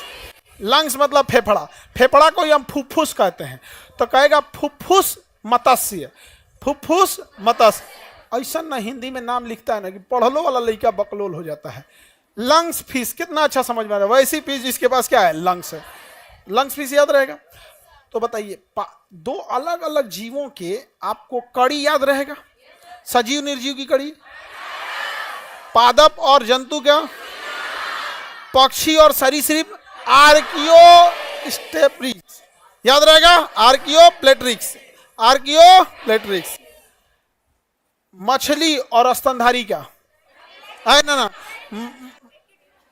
मछली और उभयचर का, लंग्स फिश, कौन सा आ जाएगा, लंग्स फिश। पक्षी और स्तनधारी, प्लेटिलस, पक्षी और स्तनधारी प्लेटिपस, याद रहेगा। कड़ी पूछ देंगे तो बता देंगे। आप लोग को कौन सा नहीं भूलना है इसको, ये सब लोग अपने अपने डीपी पे लगा लो। नहीं समझ आ गया, आगे बढ़ जाए। क्या नाम है इसका? अगर कुछ नहीं पता है ना तो बस आर्कियो याद रखो। क्या याद रखो? बस बताओ, पक्षी और सरीसृप, आर्कियो, बस बस बस आर्कियो है, आर्किटेक्चर। तुम आर्कियो याद रखो, आर्किटेक्चर याद रखो, कुछ याद रखो, आर्कियो बस याद रखना। एग्जाम में तुम मार दोगे। अब आर्कियो याद रहेगा तो उसमें आर्केस्ट्रा थोड़े मारोगे। ऑब्वियस बात है, यहाँ पे देर से यादने के चक्कर में नहीं रहना है, याद रहेगा। पक्षी वगैरह का ये कड़ी। वापस आते हैं अपने टॉपिक पे, रेडी हैं? पादप और जंतु के बीच की कड़ी। अब यहां देखते हैं तुलनात्मक रूप से अध्ययन। कहां से छोड़े थे? समझात से। कहां से छोड़े थे? समझात से। रेडी हैं समझात पढ़ने के लिए? वैसे शरीर का अंग, कौन सा शरीर का अंग समझात कहलाएगा? शरीर का कौन सा अंग समवृत्त कहलाएगा? और शरीर का कौन सा अंग अवशेषी कहलाएगा? ये तीन प्रकार के अलग अलग अंग अवशेषी कहलाएंगे यहाँ पर। तो हम एक एक करके समझते हैं। पहले कौन सा समझते हैं? समझात। पहले समझते हैं समझात। वे अंग जिनकी आंतरिक संरचना क्या हो? समान। यानी वैसे अंग जिनकी संरचना क्या हो? समान। संरचना क्या हो? समान हो, लेकिन कार्य क्या हो? अलग अलग। संरचना क्या हो? समान, लेकिन काम कैसे करे? अलग अलग। संरचना समान, काम काम अलग अलग। जैसे देखो, हम लोग यहाँ पे एग्जांपल में देखो, वेल मछली का अग्र पात तैरने के काम में आता है। मछली देखेंगे ना तो समुद्र की मछलियां बड़ा बड़ा ऐसे हाथ पैर होता है उनका तैरने वाले। वेल मछली का पैर फ्लैप देखेंगे तो बहुत बड़ा होता है। पहले एक हड्डी होती है, फिर दो हड्डी होती है, फिर उनका ये चौड़ा हो जाता है। तो जैसे हमारे हाथों की संरचना है, पहले एक हड्डी है, फिर दो हड्डी है, फिर ऐसे पंजा है, वैसे ही वेल मछली में भी होता है। पहले एक हड्डी, फिर दो हड्डी, और फिर पंजवा आपस में चिपका रहता है तो उनको तैरने में हेल्प करता है। तो जैसे हमारे हाथ की उत्पत्ति है वैसे ही वेल मछली की हाथ की उत्पत्ति है, लेकिन दोनों का काम कैसा है? अलग अलग। तो समझात का मतलब क्या है? दिखने में एक जात का लेकिन समान नहीं है। समझात माने देखने में एक जात लेकिन एक काम नहीं करेगा। जैसे वेल मछली तो देख ही लिए, यहाँ पर मनुष्य का हाथ हम देख लिए, मनुष्य का हाथ देख लिए ना, दिखने में कैसा है? एक समान, लेकिन काम एक जैसा करता है? नहीं। जैसे चीता, शेर, इसका हाथ देखो और हमारा हाथ देखो, बनावट एक जैसा रहेगा, उसमें भी केहूनी है, झुक जाएगा, सब कुछ होगा, लेकिन हम अपने हाथ से पकड़ने का काम करते हैं, वो अपने हाथ से पकड़ने और दौड़ने दोनों का काम कर लेता है। तो समझात दिखने में काम, समझात दिखने में काम। ठीक इसी का उल्टा याद रखना है। किसमें? समवृत्त में। किसमें? समवृत्त में। अलग दिखेगा, काम एक करेगा। समवृत्त में अलग दिखेगा, काम एक करेगा। आप दोनों फॉर्मूला याद नहीं रखना है वरना आपसे गड़बड़ हो जाएगा। केवल एक याद रखना है। केवल क्या याद रखना है? एक। किसका याद रखना है? समझा। दिखेगा एक जैसा, काम अलग। इसी का उल्टा करना, समवृत्त। उल्टा करो, समवृत्त। समवृत्त का मतलब क्या हो जाएगा?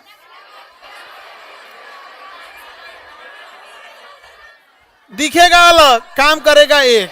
दिखेगा अलग, काम करेगा एक। तो बताओ समझात वाला क्या है? अब समझो, तुम सुनो सुनो ध्यान से। अब तुम्हारा पूरा स्क्रीन नहीं हो रहा है तो तुम लालका सीआर बना के भेज रहे हो। अब तुम्हारे मोबाइल में गड़बड़ी होगा तो नहीं हो रहा है, नहीं हो रहा है, अनइंस्टॉल करके इंस्टॉल करें, हो जाएगा।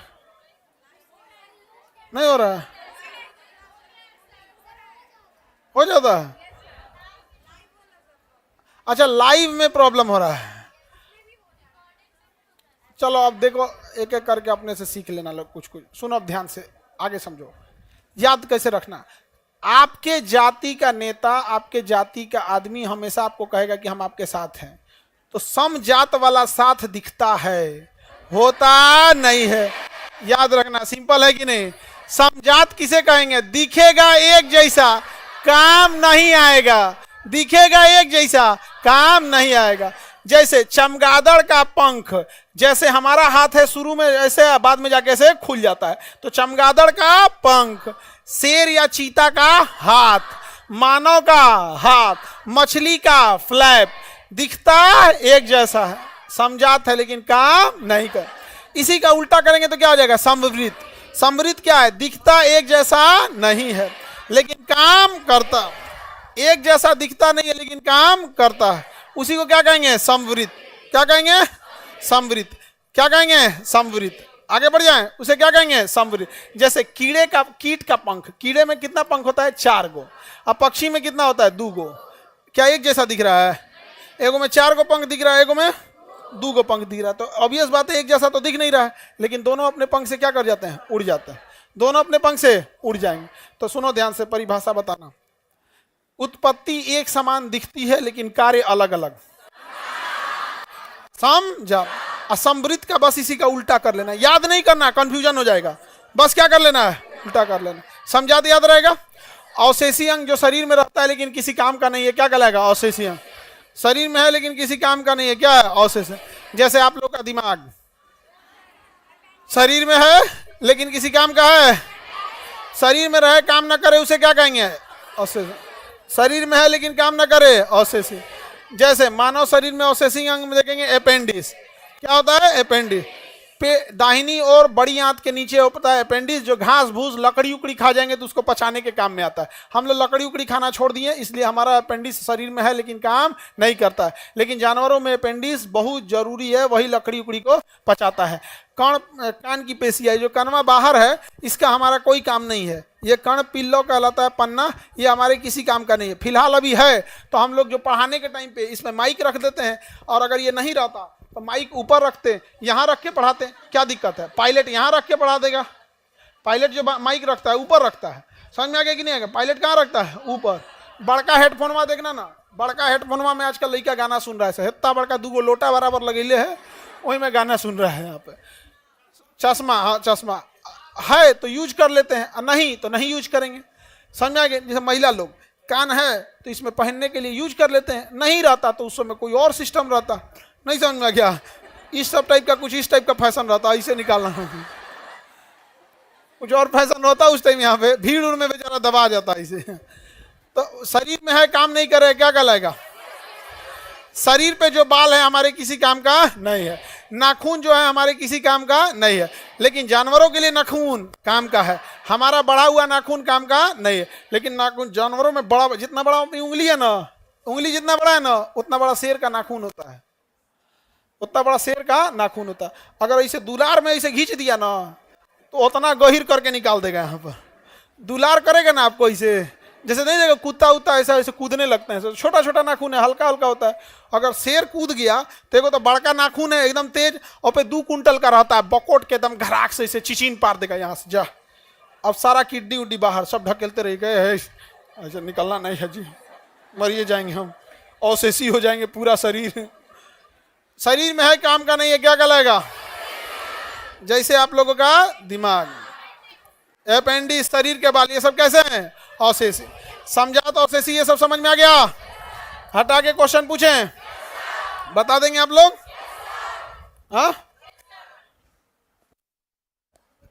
एक आदमी पॉकेट जी के दो। हाँ देखो, जैसे हम पूछ रहे हैं ऐसे ही आप लोग को पूछना है रूम पे बैठ के। दिमाग लगाए लोग ना, दिमाग तूर देंगे। रहे तब तो लगाए सब, यहाँ पे रहेगा ये नहीं, यहाँ पे पूछेगा। सुनो, जैसे जैसे पूछ रहे हैं ऐसे ही पूछना है यहाँ पे। बड़ी लंबा डिले हो गया बैठाने में आप लोग को, तो खैर एक आध क्लास में ऐसे हो जाता है। सुनो ध्यान से, जैसे जैसे पूछ रहे हैं उसी तरह, कोई टाइम लॉस नहीं करना है यहाँ पे। फिलोसॉफिकल जूलॉजिकल किसका किताब है? इसका है? जिराफ का सिद्धांत, सांप का टांग, मांसाहारियों में नाखून और दांत का बड़ा होना, चूहे का सिद्धांत, हाँ, natural origin of the species, natural selection, survival of the fittest, Darwin की किताब का नाम, origin of the species. Darwin के अनुसार संतान अधिक उत्पन्न होते हैं या कम, संघर्ष ज्यादा या कम, सामान्य जीव जिएगा या फिर जो सर्वोत्तम रहेगा वो, हाँ सर्वोत्तम रहेगा वो। बताइए विकास तेज होगा या धीरे? धीरे। उत्परिवर्तन तेज या धीरे? धीरे। उत्परिवर्तन तेज। ह्यूगो डीब्रीज ने कौन सा सिद्धांत दिया? ह्यूगो डीब्रीज ने उत्परिवर्तन, उत्परिवर्तन का सिद्धांत दिया। पीसीज में किसे रखते हैं? एम्फीबियन में, एबीज में, एबीज में पक्षी, रेप्टिलिया में मानव बकरी, हाँ दिखने में समान लेकिन काम नहीं करेगा, समझा? भले अलग दिखे लेकिन काम करेगा सेम। कीट और पक्षी के पंख समवृत, मानव चीता चमगादड़ के हाथ, समझा? हाँ अपेंडिस, अपेंडिस कैसे आएंगे? औशेषी अंग। शरीर के बाल, सजीव निर्जीव की कड़ी, पादप जंतु के बीच का कड़ी, हाँ पक्षी और स्तनधारी, हाँ पक्षी और स्तनधारी, प्लेटिपास, पीसीज और एम्फीबियन, लंग्स, पीसीज और एम्फीबियन, पक्षी और सरीसृप, आर्कियो, पक्षी और सरीसृप, पक्षी और सरीसृप, आर्कियो, याद है? ऐसे पूछना है आप लोग को। अब थोड़ा सा हम आपको आज पॉलिटी भी बता ही देते, 2 लाइन ताकि दो शुरू कर दिए तो शुरू कर देते हैं, क्योंकि आप लोग को ना, आप हमारा पूरा आधा टाइम खा गए थे तुम लोग बैठाने के चक्कर में। ठीक है, पॉलिटी का ये लग गया है, पकड़ो इसको। ये क्यूआर कोड लास्ट में बता देंगे, इसमें आप लोग को ये इस बैच का ये क्यूआर है, ठीक है, इसमें जुड़ जाना लोग।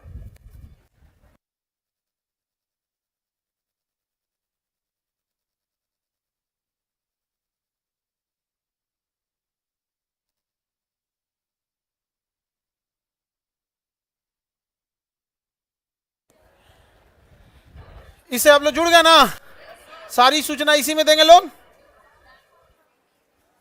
सुनो सूचना, बायोलॉजी में जो हम बताए हैं, डेली आप लोग को 1 पेज पढ़ के आना है। यहाँ पे बुक है कि नहीं जी? यहाँ देखो, है अंदर।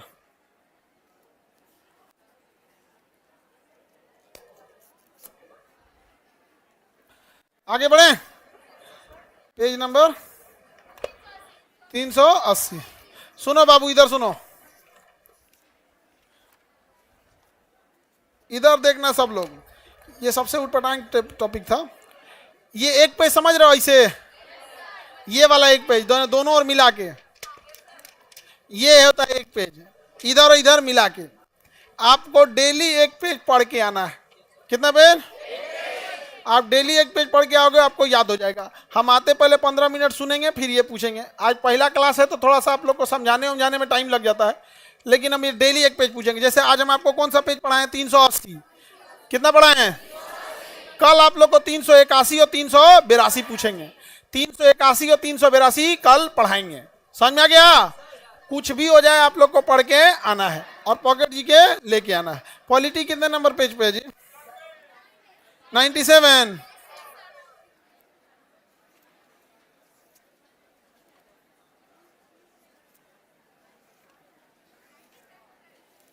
Page number 97। रेडी आप लोग? एक बार दोबारा पूछे, बताएंगे? बताओ ध्यान से। सजीव निर्जीव की कड़ी, पक्षी और सरीसृप, आर्कियो, बस आर्कियो बोलो यहां पर। पादप और जंतु के बीच की कड़ी, पीसीज मतलब मछली, पीसीज और एम्फीबियन, लंग्स फिश। बताइए ध्यान से, बताइए एवीज क्लास में किसे रखेंगे? एवीज क्लास में हाँ, पक्षी की। चलिए ध्यान से समझते हैं हम लोग। पॉकेट जीके का पॉलिटी थोड़ा सा स्टार्ट करेंगे क्योंकि आज लेट हो गया है, इसलिए हम ज्यादा नहीं बताएंगे। सुनो, भारत का संविधान कैसे कैसे चालू हुआ। जो ये फाउंडेशन में सबसे लास्ट में पढ़ाते हैं, यहाँ सबसे पहले पढ़ना पड़ेगा। सबसे जो पहले सबसे लास्ट में पढ़ाते थे, यहाँ क्या करना पड़ेगा, सबसे पहले। रेडी हैं आप लोग? क्या ढह गया जी। भारतीय संविधान का विकास 2 चरण में होता है। एक, जब 1857 की क्रांति जब नहीं हुई थी, पिटाया नहीं था सब, तो रेडीमेड संविधान बना के लाता था, यहाँ थोप देता था। ऐसा कचराया सब 1857 में ना, ऐसा कचराया सब कि कहा से नहीं, यहीं के लोगों से पूछ के संविधान बनाएंगे। तो हमारा संविधान कितने भाग में है? पिटाने से पहले और पिटाने के बाद। पिटाने से पहले और पिटाने के बाद। समझ में आ गया? 2 भाग में। जो पिटाने से पहले था उसे कहा गया चार्टर। क्या कहा गया? क्या कहा गया? चार्टर। और जो पिटाने के बाद था उसे कहा गया अधिनियम। क्या किया गया? अधिनियम। जैसे भारत शासन अधिनियम 1935, पिटाने के बाद हुआ तो अधिनियम। अब पिटाने के पहले है तो पिटाने के बाद, पिटाने से पहले, पिटाने के बाद, पिटाने से पहले। बताओ 1773, 1773। इसे कहा गया रेगुलेटिंग एक्ट। क्या कहा गया? Regulating act. क्या कहा गया? रेगुलेटिंग। अंग्रेज छोटे छोटे जगहों पे कब्जा कर लिए थे, इसलिए उन्होंने सेंटर को बना दिया बंगाल को। रेगुलेटिंग एक्ट के तहत सेंटर किसे बनाया गया? बंगाल को। और बंगाल के गवर्नर को बंगाल का गवर्नर जनरल। बताइए, रेगुलेटिंग एक्ट 1773 किसे पावरफुल बनाया गया? बंगाल। बंगाल में गवर्नर या गवर्नर जनरल?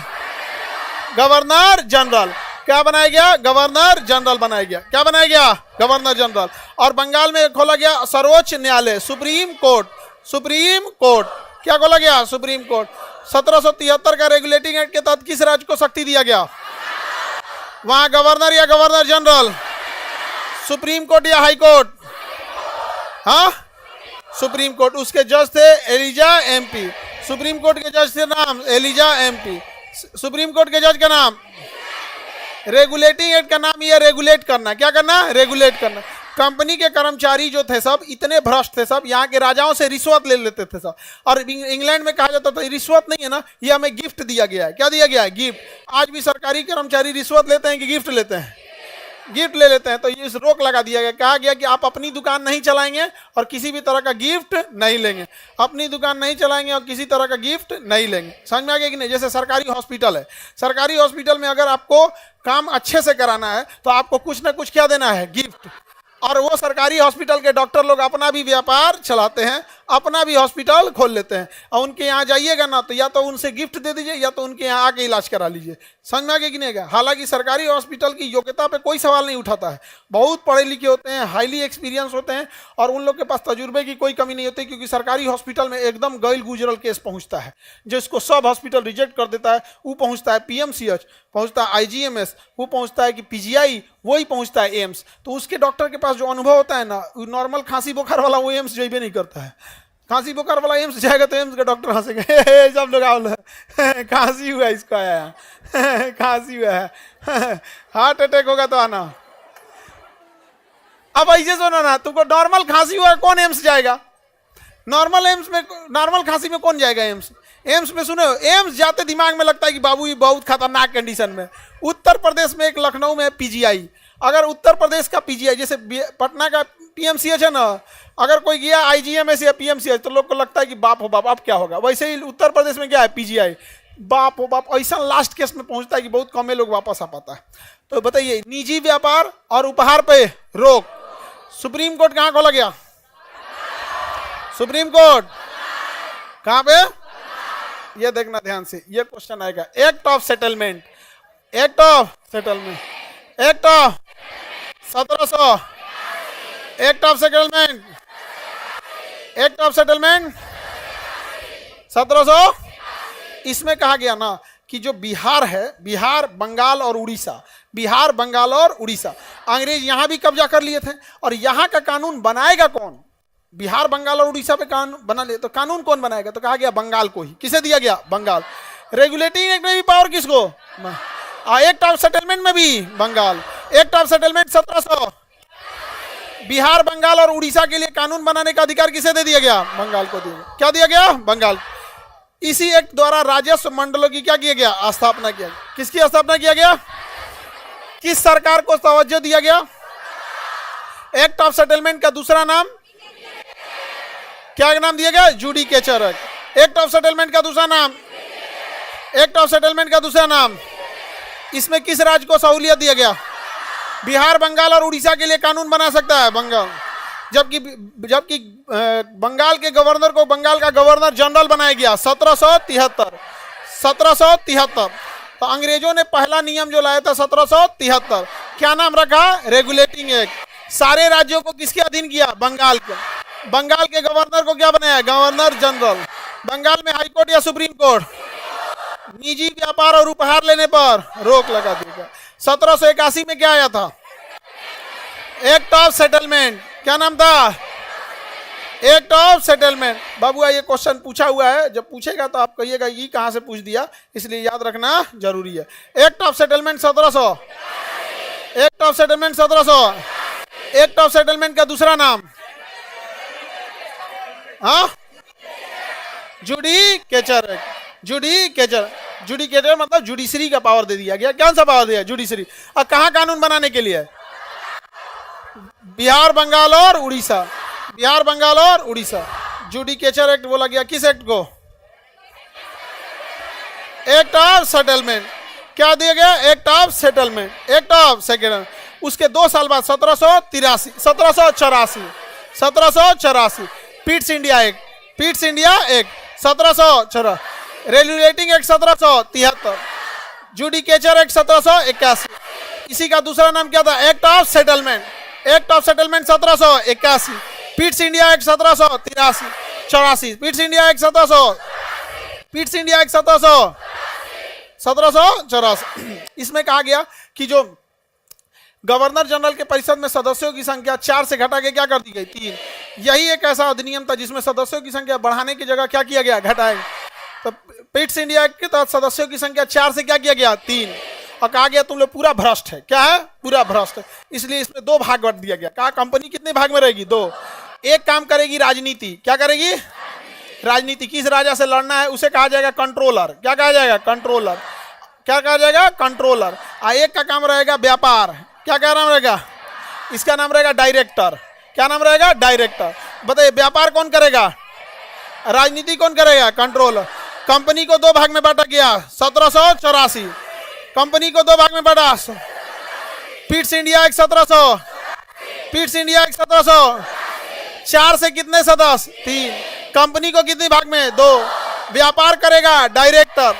व्यापार करेगा, राजनीति करेगा, युद्ध करेगा कंट्रोलर, समझौता करेगा कंट्रोलर, राजा से व्यापार स्थापित करेगा डायरेक्टर। व्यापार, युद्ध और राजनीति। कंपनी में 2 नियम आ गए 1784। द्वैध शासन ला दिया 1784। पीट्स इंडिया एक्ट ने सिंगल शासन या द्वैध शासन? कौन कौन? कंट्रोलर और डायरेक्टर। राजनीति करेगा कंट्रोलर, राजनीति करेगा, व्यापार करेगा। 2 भागों में बांट दिया गया था। कितने भाग में? इसे दोहरा शासन या द्वैध शासन कह सकते हैं। दोहरा शासन या द्वैध शासन कह सकते हैं। बताइए राजनीति कौन करेगा? Board of controller. कौन करेगा? Board of controller. Board of controller. अब व्यापार करेगा डायरेक्टर। हाँ, याद कैला बिना क्या जरूरत है? Board of controller, director, controller और डायरेक्टर। व्यापार करेगा, व्यापार करेगा डायरेक्टर। ज्यादा पावरफुल डायरेक्टर या कंट्रोलर? ज्यादा पावरफुल कंट्रोलर। ज्यादा पावरफुल। युद्ध कौन करेगा? कंट्रोलर। सेनापति कंट्रोलर, गवर्नर जनरल कंट्रोलर, युद्ध विराम कंट्रोलर, संधि कंट्रोलर, और चुपचाप व्यापार। चुपचाप व्यापार। बताइए क्या बिना कंट्रोलर के अनुमति लिखा? बोर्ड ऑफ कंट्रोलर के अनुमति के बिना देशी रियासतों के साथ संघर्ष अथवा सहयोग की शुरुआत नहीं किया जा सकता था। तो ज्यादा पावरफुल कौन था? कंट्रोलर। तो भारत में द्वैध शासन कौन सा अधिनियम लाया? Pitt's India act 1784। बताइए सेटलमेंट एक्ट 1781। 1781। बताइए जुडिकेटर एक्ट किसे कहा गया? Act of settlement. Act of settlement के तहत कानून बनाने का अधिकार किसे दिया गया? बंगाल को। Regulating act 1700। रेगुलेटिंग एक्ट 1700 कहां? Supreme court. बताइए द्वैध शासन 1784। अब आप डेट नहीं बताइएगा, नाम बताइएगा। जैसे 1773 नहीं बोलना है, रेगुलेटिंग एक्ट बोलना है। 1781 नहीं बोलना है, सेटलमेंट एक्ट बोलना है। 1784 नहीं बोलना है, पीट्स इंडिया एक्ट बोलना है। समझ में आ गया कि नहीं? हम मिटा के पूछेंगे, ऐसे नहीं। समझ में आ गया? देखो बबुआ, कई बार आप लोग को सारा अधिनियम याद रहता होगा, लेकिन आपको हवे नहीं लगता होगा कि कहां से पूछ दिया। जैसे जुडिकेचर एक्ट पूछेगा तो अभी यूपी पीसीएस में पूछा था, यूपी पीसीएस में पूछा था जुडिकेचर एक्ट, सब पगलाए थे तो कहां से पूछ दिया हो। समझ में आ गया कि नहीं आ गया? तो ऐसे पगलाने की जरूरत नहीं है। रेडी? सर आप कमेंट ऑफ कर दीजिए, तथास्तु। कमेंट ऑफ कर दिया जाए, ऑफ। Comment of. आगे बढ़े? अरे लाइव नहीं बंद करना, चलो ठीक है आगे बढ़ते हैं। ऑफ हो गया। हमको देखो कितना मानते हैं। देखो हम फ्लो में पढ़ा रहे हैं तो हम आपका कमेंट देखेंगे तो फ्लो खत्म ना हो जाता है, समझे? फ्लो में याद अच्छा से हो जाता है। रेडी? देखते हैं कितना लोग बताओ। रेडी हैं? डार्विन की किताब का नाम।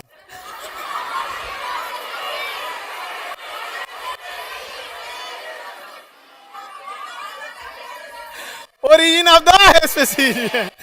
लेमार की किताब का नाम। पॉलिटी में आते हैं, पॉलिटी में आते हैं। मैं जा रहा था एकदम तैयार था सर, दिल के अरमा आंसुओं में बह गए। चलिए आगे बढ़ते हैं। अरे बाल नहीं झाड़ना जी, बीच में बैठल बाल नहीं झाड़ो, बांध के आओ घर से। समझा के एगो सुतरी खरीद के दिले रहो, नारियल का रसरी बांध के आएगी सब। चलो ध्यान से देखो, नहीं तो अभी हम विजमैन का प्रयोग जैसे पोंछ काट के किया था ना, बाल काट के कर देंगे। अगले बैच में पढ़ाया जाएगा खान सर का सिद्धांत। हाँ हाँ, और हम बाल काट मतलब सिद्धांत भले फेल हो जाए, बाल तो काट देंगे। आगे बढ़े, चलो। Ready? Regulating act 1700, act of settlement 1700, Pitt's India act 1700। अब आपको सन नहीं बोलना है, आपको बोलना है किसमें ये बात कही गई थी। बिहार के लिए कानून बनाने का अधिकार बंगाल को दिया गया। एक्ट ऑफ सेटलमेंट, कलकत्ता में supreme court. Regulating act, Calcutta के गवर्नर को गवर्नर जनरल बनाया गया। रेगुलेटिंग एक्ट, द्वैध शासन लाया गया। पीट्स इंडिया एक्ट, कंट्रोलर और डायरेक्टर बनाया गया। सुप्रीम कोर्ट बनाया गया। रेगुलेटिंग एक्ट, गिफ्ट लेने पे रोक लगाया गया। Regulating act, act of settlement का दूसरा नाम जुडिकेचर एक्ट। जुडिकेचर एक्ट, निजी व्यापार पे रोक लगाया गया। हाँ, रेगुलेटिंग एक्ट, गिफ्ट और निजी व्यापार पे रोक लगाया गया। रेगुलेटिंग एक्ट, व्यापार कौन देखेगा? डायरेक्टर। राजनीति कंट्रोलर। डायरेक्टर बड़ा या कंट्रोलर? डायरेक्टर और कंट्रोलर जैसी द्वैध शासन प्रणाली 1784 के किस अधिनियम में? Pitt's India act. तो भारत में पहली बार द्वैध शासन 1784 के पीट्स इंडिया एक्ट। समझ में आ गया कि नहीं आ गया? तो इधर हो गया बोर्ड ऑफ डायरेक्टर, इधर हो गया कंट्रोलर। आई डायरेक्टर सब व्यापार कर रहा था शांति से, और कंट्रोलर सब मार कर रहा था, सब राजनीति कर रहा था, सब युद्ध कर रहा था। राजनीति कर रहा था, युद्ध कर रहा था। हाँ, यही युद्ध करते करते करते करते बड़ी आगे चल गया। तो 1857 की क्रांति में हाई कंट्रोलरवा बड़ी मार खाया था सब। ऐसा मार खाया था सब कंट्रोलरवा ना कि पहचाने में नहीं आ रहा था सब। और लोगों को क्या पता कि डायरेक्टर वाला है कि कंट्रोलर वाला है। भारत का आदमी जब पीटना चालू करता है तो कौन सी कंट्रोलर और कौन सी डायरेक्टर, ऐसा कुछ आया सब, ऐसा कुछ आया सब कि 1857 की क्रांति के बाद डायरेक्टरों खत्म हो गया और कंट्रोलरों खत्म हो गया, सब सरेंडर बोल दिया सब। तो कंट्रोलर और डायरेक्टर दोनों खत्म कब हुआ? 1857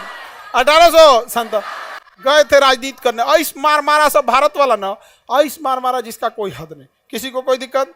दोनों समझने में आ गया कि नहीं आ गया? कितने नंबर पे है पॉलिटी? Page number 97। आप लोग को कल बस पेज नंबर 97 पॉलिटी में क्या देख के आना है? 97। और कल आप लोग आराम से आके बैठ जाएंगे लो बाबू लोग, ठीक है? आज बैठाने में ही टाइम निकल गया, इस वजह से डिले हो गया।